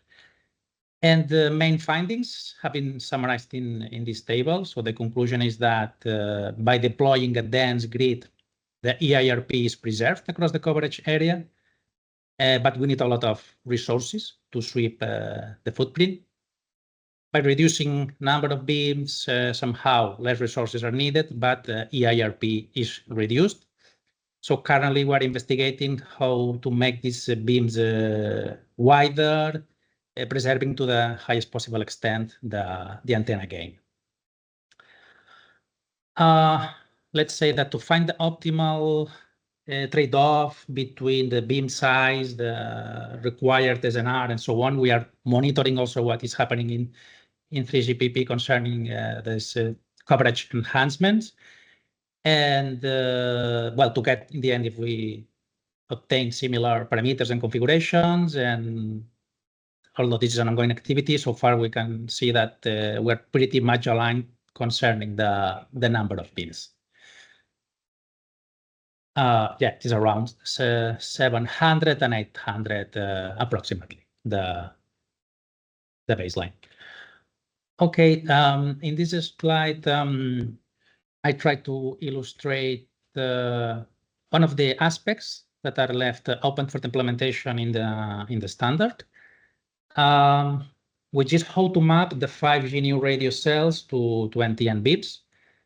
The first option, each new 5G new radio cell controls multiple NTN beams. And this somehow allows us to reuse legacy beam management as baseline to handle the beams. And the other possible solution, represented in the second figure, is to map one cell with a single NTN beam. On the one hand, this is more similar to a terrestrial deployment and allows us to draw some interesting analogies.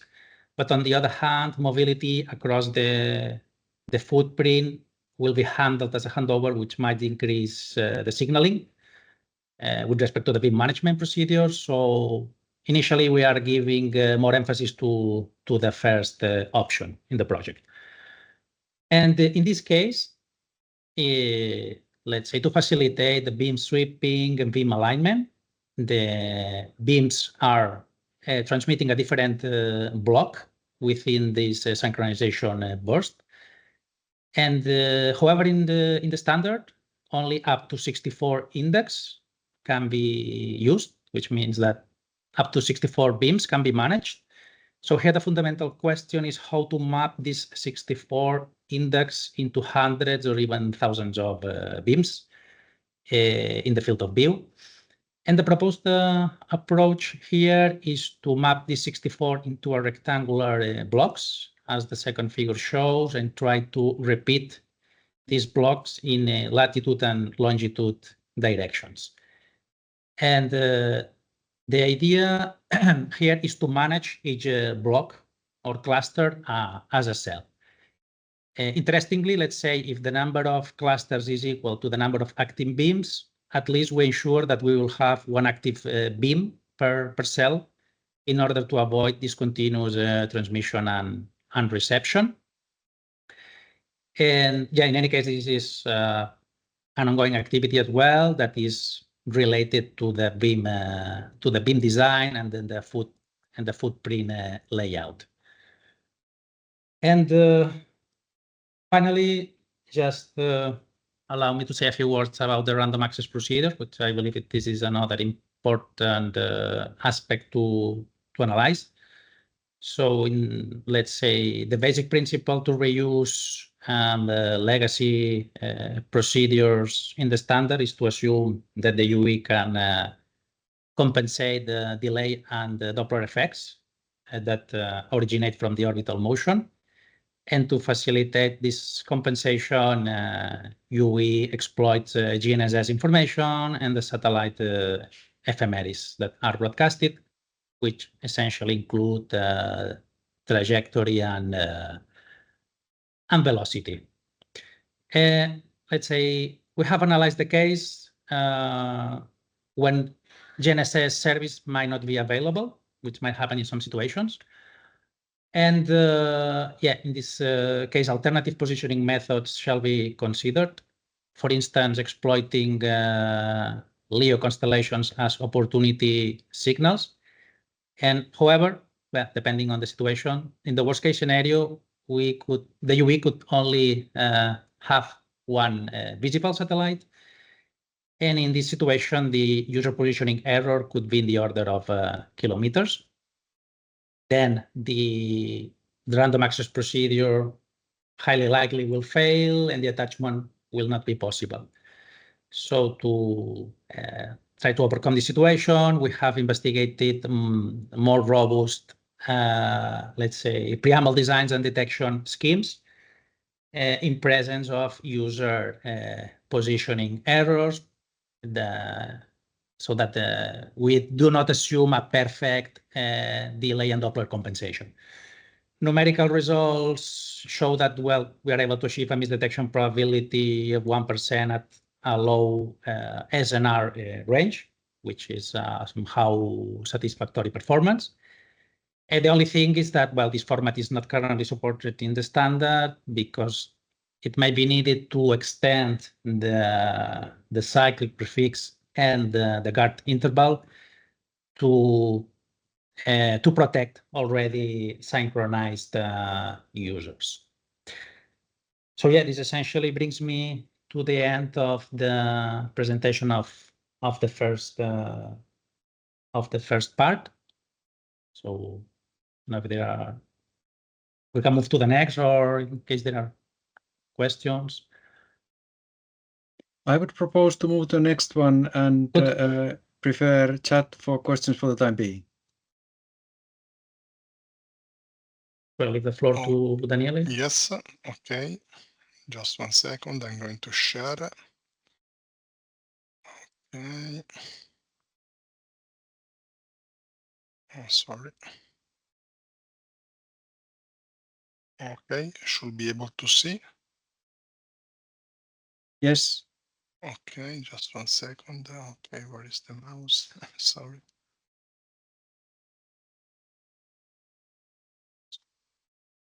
See.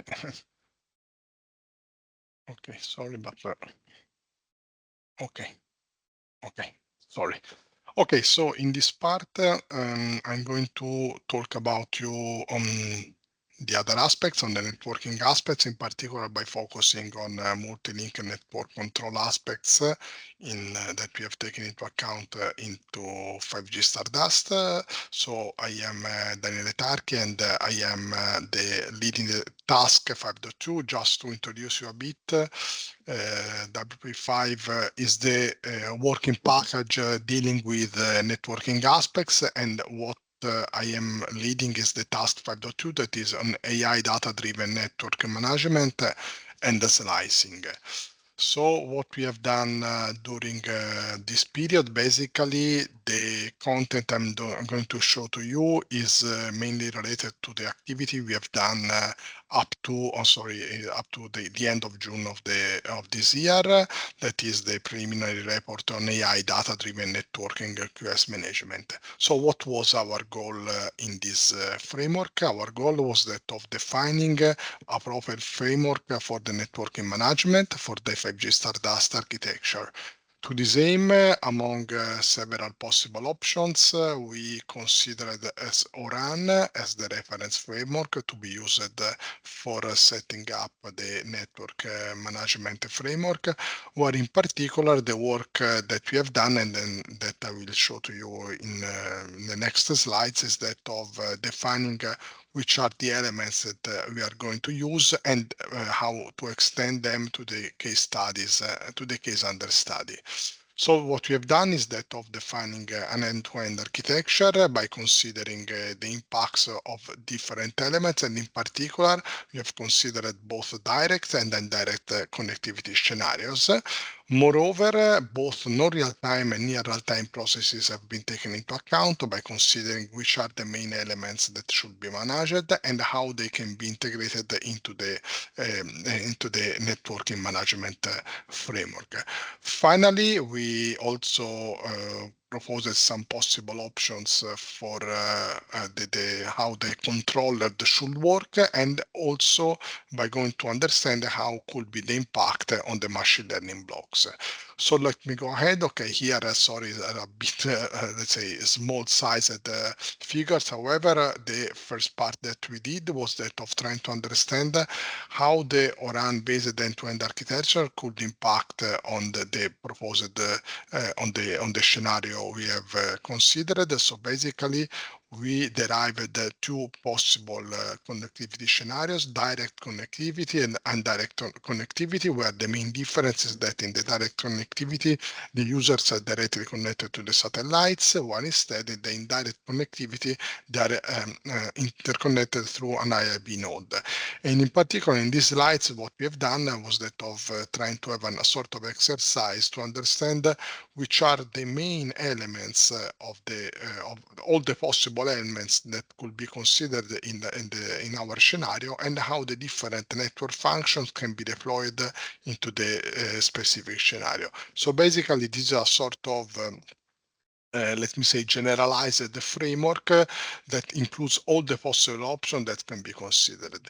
This basically goes allowed us to understand which are the main elements that we have to consider. So basically, once you have to take into account the presence of a network controller, we have to think on one side, what is the controller? And for us, the controller is a sort of centralized point that is, let's say, not really centralized. It can be even decentralized, but let me say that is able to control almost everything in the network. That would be eventually even AI based, and also which are the elements that should be controlled. And to design, we have individuated the four main elements that should be controlled: the run function deployment, the slices, the type of networks to which we have to be connected among different non-terrestrial network or even terrestrial network, and how the different vector network functions should be placed within the same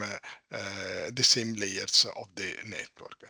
So basically what we did by going to the point of of what we have proposed, basically, first of all, we have try to understand how the different run functions could be deployed. To the same, we proposed several possible options. Here is just an example, the one that we have named as option 7, sorry, where basically the idea was that of trying to understand which among the different run functions based on the ORAN framework, so RU, DU, and CU, how they can be placed on the different layers of our network. Obviously, this is an example. We derived also several other examples where basically each one was tailored to a specific requirement with respect to the user requirements.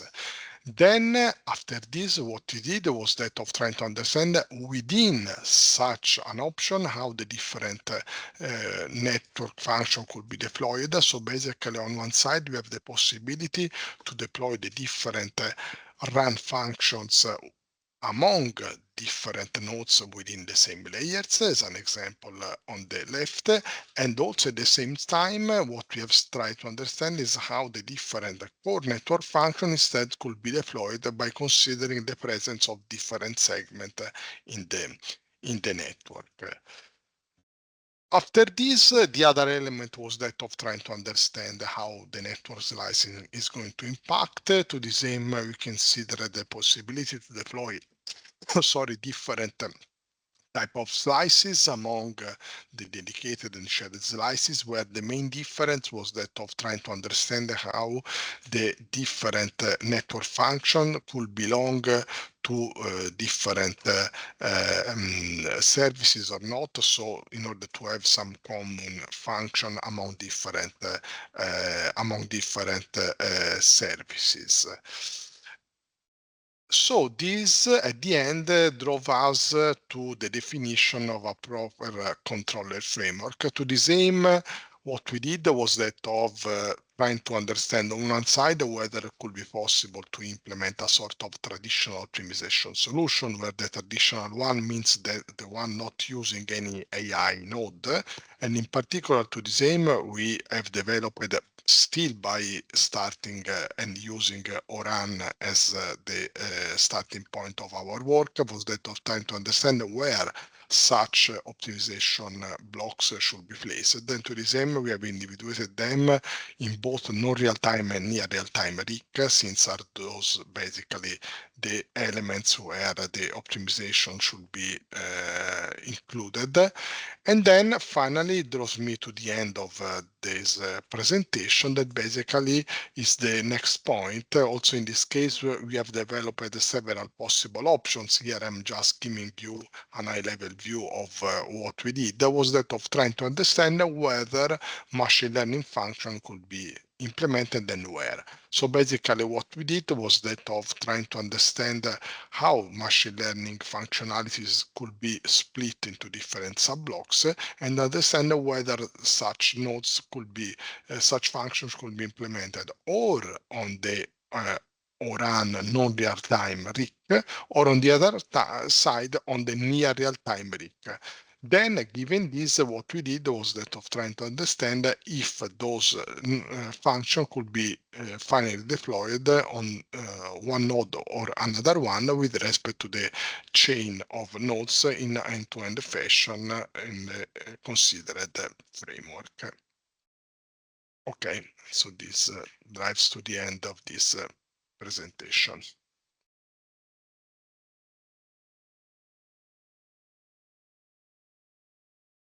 Thank you for the presentations, and now there is time for any audio style questions if there are any.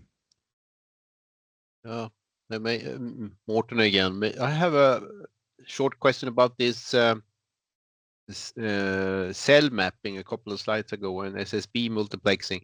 That was this, or 64. Now in 5G you only have 64 blocks per SSB burst, to say there, and you propose some way forward.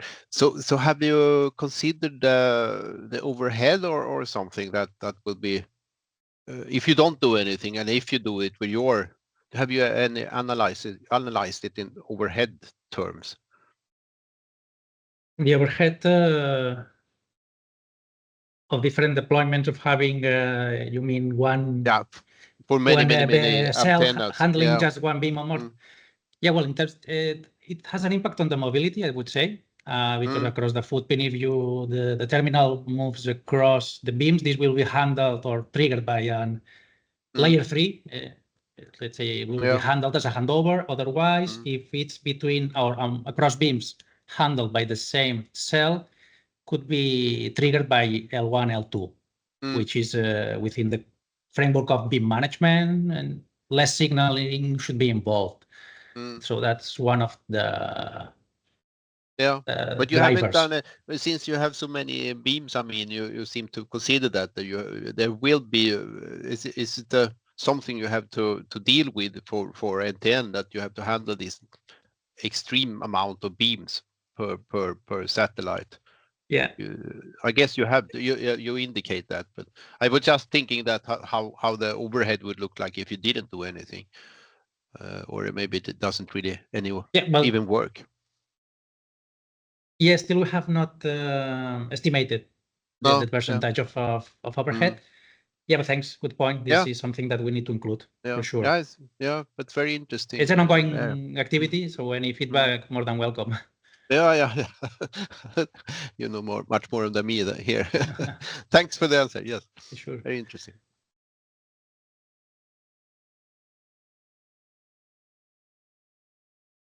Yeah, thank you. Seems no further immediate questions, and of course also feel free to continue the chat. Then it would be time to move to the last project of this session, so Sandbox project. So please, the floor is yours. Hello, everyone. Hello. Let me share my screen. Okay. So, can you see the presentation? Yes, fine. Okay, perfect. Then, good afternoon, everyone. My name is Delia Rico, and I'm from University of Malaga, from MIT Software. Today, I'm going to present our work on NTN and TN integration with a focus on multi-connectivity. This work is part of our contributions in the 6G Sandbox project, which works towards the creation of a modular facility for the European experimentation ecosystem. So, in this context, it is important to begin introducing the concept of trial network. 6G Sandbox offer their experimental trial networks, which are fully configurable, manageable, and controllable networks with combined digital and physical nodes, and provide services for 6G technology validation and KPI measurements. In these trial networks, we offer a variety of resources, as we can see in this image. However, what concerns us here today is that we offer both TN and NTN with the aim of supporting a wide range of use cases like automotive, coverage in rural fields, emergency situations, among others. These trial networks are deployed across 4 different locations: Athens, Berlin, Malaga, and Oulu, with 3 of them offering different NTN resources, apart from like multiple devices to integrate these resources, which are, for example, 5G indoor and outdoor, private networks, commercial networks, and devices like drones, industrial robots, etc. The first of these resources, so I'm going to talk a little bit about them, is OpenSAN. OpenSAN is an advanced emulation environment that allows us to create, configure, and validate an end-to-end communication system. It also allows the integration of NTN and TN using different virtual machines, as shown here, with the 2 networks together. Another significant resource we have is the whole Keysight portfolio. Keysight provides a comprehensive suite of tools and solutions for like testing and optimizing our network performance. These solutions are space solutions and ground solutions that emulate the whole end-to-end system. Thanks to this, we can analyze every aspect of the end-to-end network and optimize from the physical layer to the application. Lastly, we have actual NTN user stations. Right now, we rely on Starlink as our main provider, but we are not planning to get stuck in just that. Actually, we have just this. So this is the acknowledgement for a funding of a new project that we have in one of the platforms, in Malaga platform where I'm working. The project is called Victoria Satellite is an extension of the Victoria network in Malaga in collaboration with the European Space Agency for 6G and satellite network integration. So with this project, we have just received almost 2 million euros to spend in equipment for NTN and also TN integration in the next 1 or 2 years. In this context and with this information, we have plan to have the following topologies. We have direct satellite communication, we have 5G NTN backhauling, and we have that combined with EN.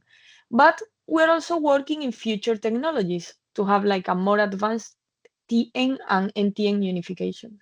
This means like having different NTN user equipment, not only Starlink, but not only that. What I think it might be even more interesting, we're using this funding to have our own NTN gateway that we can connect to different satellite providers. Right now, we are working on the necessary agreements towards this connection. And also what the gateway, the characteristics that the gateway should have, so frequency, mod codes, etc. We're actually open here to hear suggestions and possible collaborations. Just to finish, I wanted to share you a couple of use cases in the field of multi-connectivity that we have implemented in 6G Sandbox. The first one, I think we can call it the most famous multipath protocol, is multipath TCP, which combines different TCP flows to increase bandwidth and resilience. We are currently working with 2 main topologies, one with backhauling in 5G and also above the core integration. However, we are not just working with this protocol, we are also working in similar topologies with novel multipath protocols. In this context, we have MTIP, the Multi-Connection Tactile Internet Protocol, or MTIP, is a multipath transport protocol designed to support tactile internet applications that require low latency, but without forgetting about reliability. MTIP sends duplicate data across different paths to benefit from the best latency available, but increasing also reliability using multiple paths. We're currently, in this context, studying how an NTN path could be beneficial in scenarios where we have or link failures or emergencies or any other problem in the fiber path. With this, I have more or less summarized what I wanted to tell you about our main efforts in NTN and TN integration in CKD Sandbox. Now, if you're interested in collaborating with us, you can visit our website to learn how to get involved. It is important to note that it can be through different roles, like an external collaborator, but also as an SNS project that wants to run your own experiments in any of our platforms or with any of our trial networks. So that's all. You here have my email, so you can write me or just contact CC Sandbox in case for any current or future collaboration you're interested in. Now I think María Isabel can continue with the presentation. Yeah, thank you for this part.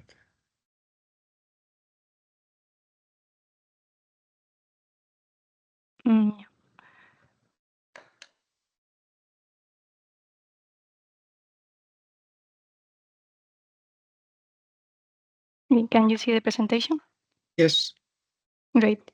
So today what we wanted to present to you is our work in NTN Massive Random Access.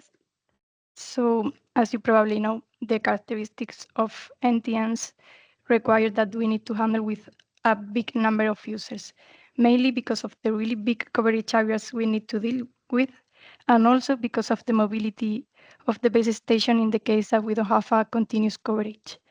So what we proposed was to use a Keysight digital twin Exata that was connected to a commercial stack in order to be more realistic results to emulate thousands of devices and in that way analyze how these impact the network.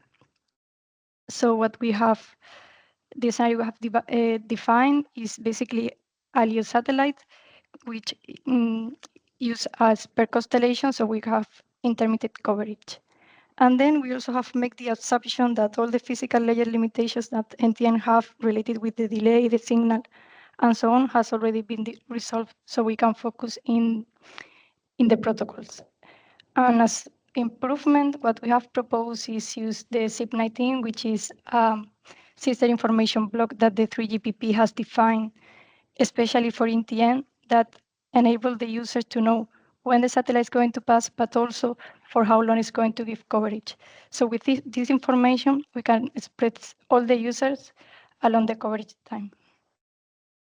So to give you a quick overview of Exata, as I said, is a Keysight digital twin solution and is capable of creating a complete 5G network in seconds.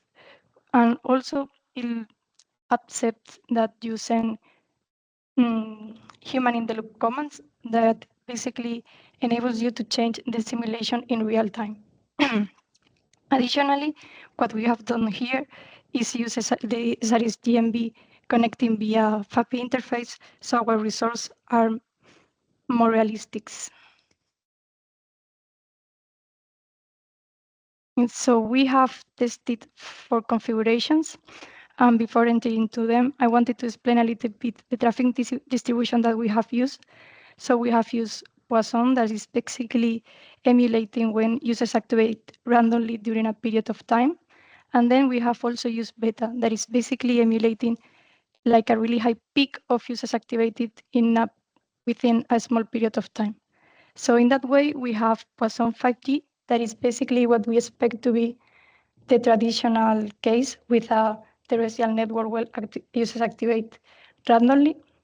Then we have Beta NTN LEO, that is basically what we expect also to be the normal NTN case, where all the users activate at the beginning.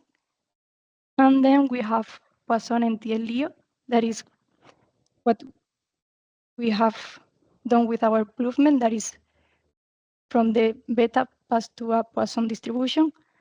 And also we don't want it just to see how NTN compared to the terrestrial network. We want it also to see the impact of the altitude of the satellite. So we have also tested the Poisson NTN Geo. So to take into consideration all of these delays and so on, the cell capacity, the configuration has need to be adapted. So for example, here we can see that the rate periodicity for the terrestrial network is 10 milliseconds, but then for the NTN need to be 160 milliseconds. And the same thing with the RC timeout and the K offset. So now we can see the results. Starting with the traditional 5G. So we have defined a few metrics so we can better see to better get an insight of what is happening in the network. So first we have the outage, that is basically the percentage of users that are left without coverage. Then we have what we have called no PUC, that is basically saying that the cell have a lack of signal capacity. Then we have the collisions in the message tree. Then message to postpone, that is basically meaning that the GMB have to postpone the send of message to because there was no resources available. Then we have message to missing, that is basically an extreme case of the message to postpone in which the GMB has postponed so many times the message to that it decided to not send it. And lastly, we have the retransmissions. So here also we can see in the axis, we have the arrival rate and the total population. So this top axis is just so we can compare all the metrics because the beta doesn't have an arrival rate. So for example, here we can see that these start to break around 150 arrival time, which is which is 50,000 of users. So to pass from the arrival rate to the total population, what we did was to multiply for the simulation time, which was 100 seconds to emulate the pass as a single satellite. And we can clearly see that this is broken because of the lack of signal capacity, and not because the message tree collision, which means that the HRP is not the problem in this case. Okay, now we have beta and Leo and NTN. So this was a case in which all the users activate at the same time. And as we could expect, the problem is basically the collisions. All the users activate at the same time, so all send the message at the same time, and there is not enough different preamble for all of them. And here we can see that the system started to break around 2,000 total population, compared with the 50,000 before. This means that this broke really, really earlier. And now this is Poisson NTN Leo. That is basically what we said that is our improvement. And here again, we can see that the system is breaking because of the collisions, but much, much later. So before the system broke around 2,000, and now we can see that it started to break around 50,000, 60,000, and so on. So the improvement is really big. And the last one is the Geo. So basically, here the system, we can see that it started to break at the beginning for lack of capacity, but all of these user retrying make that the rush pressure is really, really big. And then at this point, it starts breaking because of the collisions and not because of the lack of capacity. And also here we can see that the system broke earlier around 5,000 and so on. And this is because of the delay that is much, much bigger. And lastly, just to compare all the scenarios, we have the outage here for the 4 tested scenario. we can see that the beta Leo is the one that broke the earliest. And compared to this, we have the Paso Leo. So we can see that the improvement is really, really big. And then also we can see Geode, which is a little bit worse than the Pasom because of the delay. And lastly, we have the traditional 5G that is the best one. So even if we have not been able to improve the traditional network, we are making a big impact. And that could be also, we now know exactly why everything is failing, so we can propose the according solutions to fix it. Thank you for the presentation. So you had this traditional 5G as a comparison point. So sorry, how was that 5G installed? So was it on the ground? It's all with the digital twins are simulated. But as an emulated 5G, so how was the 5G setup for the service on that? So it was not based on anything non-terrestrial, or was it terrestrial? The baseline, it was 5G terrestrial normal one. Yes, yes. That's what I wanted to Oh. confirm. Then concerning the digital twin model, so this is not maybe the core of this session, but for this modeling environment of digital twins, so it was a generic modeling of digital twin, anything like specialized for non-terrestrial, I assume. You had one slide on this digital twin environment. I don't recall how it was called, but it was a generic, not something focused on non-terrestrial. So the scenario that we have is basically the protocol stack from SRS, that is an open source solution, where the configuration follows the NTN. And what the digital twin doing is it's putting the fabric in place to connect all the nodes together with this base station. The physical layer, the only thing that we are really emulating, or the digital twin is modeling, is basically the duration of the coverage window and the delay, right? That's why. So the messages take longer to arrive because of the distance between the users and the base station.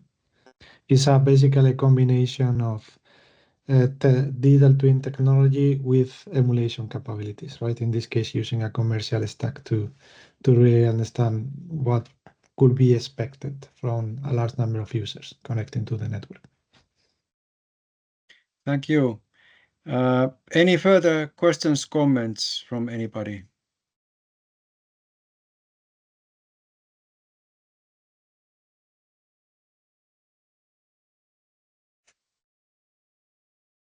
If not, thank you once more to Delia and María. And then we would move to next step in the agenda, discussions, conclusions, and way forward.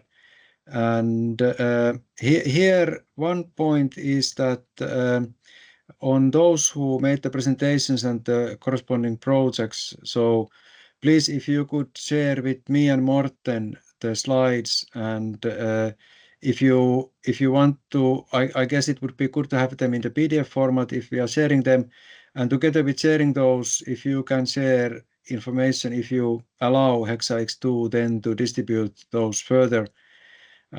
And it would also be, if you don't allow them to distribute it further, that's also fine, but if you allow them to be used in the Hexa-X-II project inside for some additional analysis if needed, that would also be great. So based on the presentations, as we said in the beginning of the session, I could maybe dig up the slide on the objectives for our session. So let me share that slide still.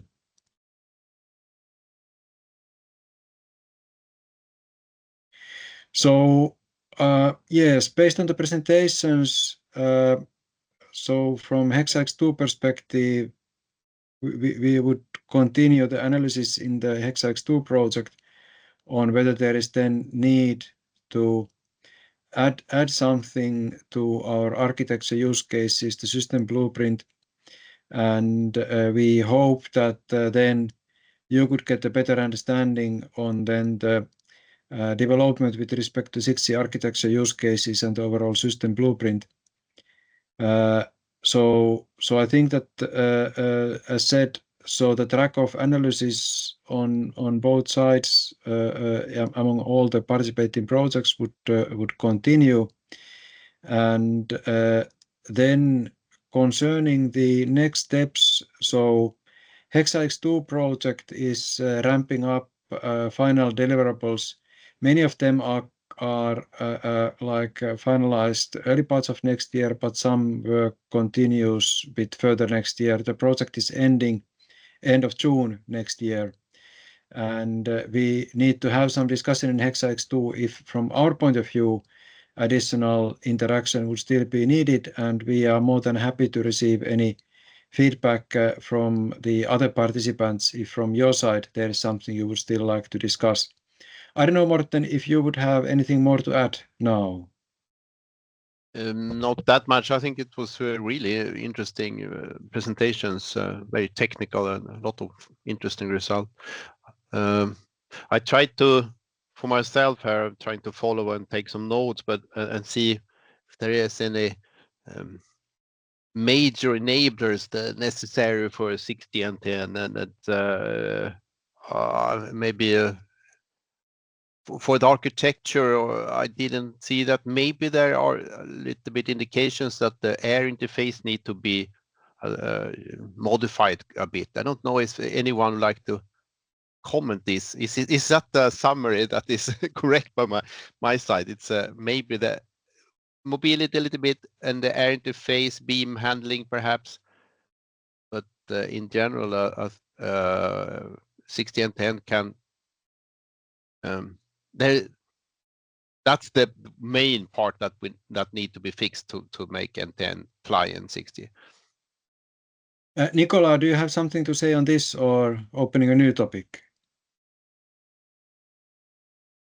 Yes, thank you, Mikko and Mårten. I share the views of Mårten that maybe the architecture is not so much impact, although we have some strict implementation constraints with respect to the available processing power on board, and therefore we are very sensitive to that. And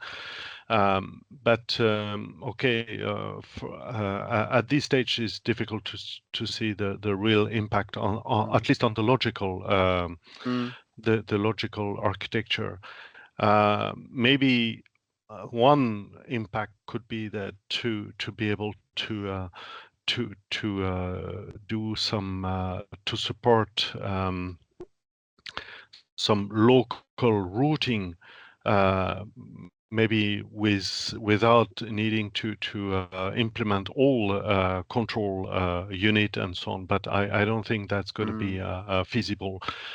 And however, on the radio interface, there could be quite a lot of topics for discussion, and that's why I was interested to have to share views on the waveform and so on. So we are working on some paper on to identify those research topics in relation to radio interface, and maybe at some point it could be of interest to talk about that. Yeah, sounds interesting.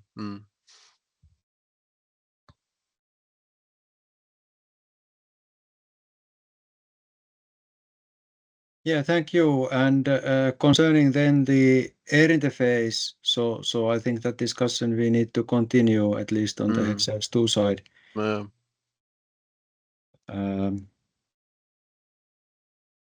Yeah, I think in general we were not really that keen on having two different air interfaces, so it has to be some sort of trade-off, I guess. So, but let's see. It's research ongoing also. I think we have to address this waveform business, especially to our waveform experts in HX2, as you say, Mikko. Yeah.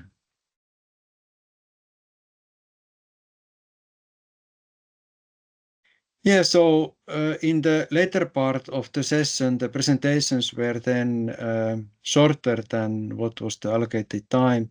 In the beginning, there was a bit of pressure of being in time, but we just cut off the interaction. There was some in the chat, but yes, now there is possibility to raise further discussion or comments, but it seems that like it's relatively straightforward, the understanding how we are moving forward, and no pressure for any other questions, but let's still wait for a moment if people come up with further points. Nicola, did you raise your hand again? Yes, thank you. Yes, indeed. Well, we see that the different projects have considered different aspects related to this NTN component in 6G. However, I mean, okay, we see that some projects have been dealing with the use case where, I mean, NTN would bring some added value. We have seen that some projects have worked more on the sizing and of the space segment, and some other more on the logical architecture and network, I mean, network aspects and orchestration aspects. It's so it's very diverse, and that's why it's difficult to organize a constructive discussion between all the projects, because there was not all projects are working on the same thing, obviously. But I mean, from 6G NTN project perspective, we think that okay, now the use case are being disclosed in 3GP, and so it's I think it's we should now focus on the radio interface aspects, because that's, as you said, it's very important if we try to achieve a unification. And okay, for the rest, the network architecture, I mean, some network aspects, I'm no great expert, but I think it's second order. So that's okay. That's my view. Thank you. Yeah, Thank you, Nicola. I agree there. Yeah, that seems to, yeah, after this workshop, it's also my view. Yep, thanks.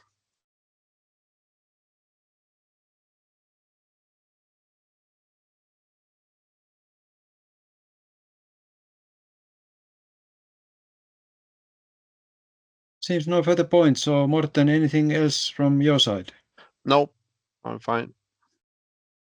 Okay, then we get like 25 minutes time multiplied by participants of the call at the moment, extra time for the industry. Perfect. So,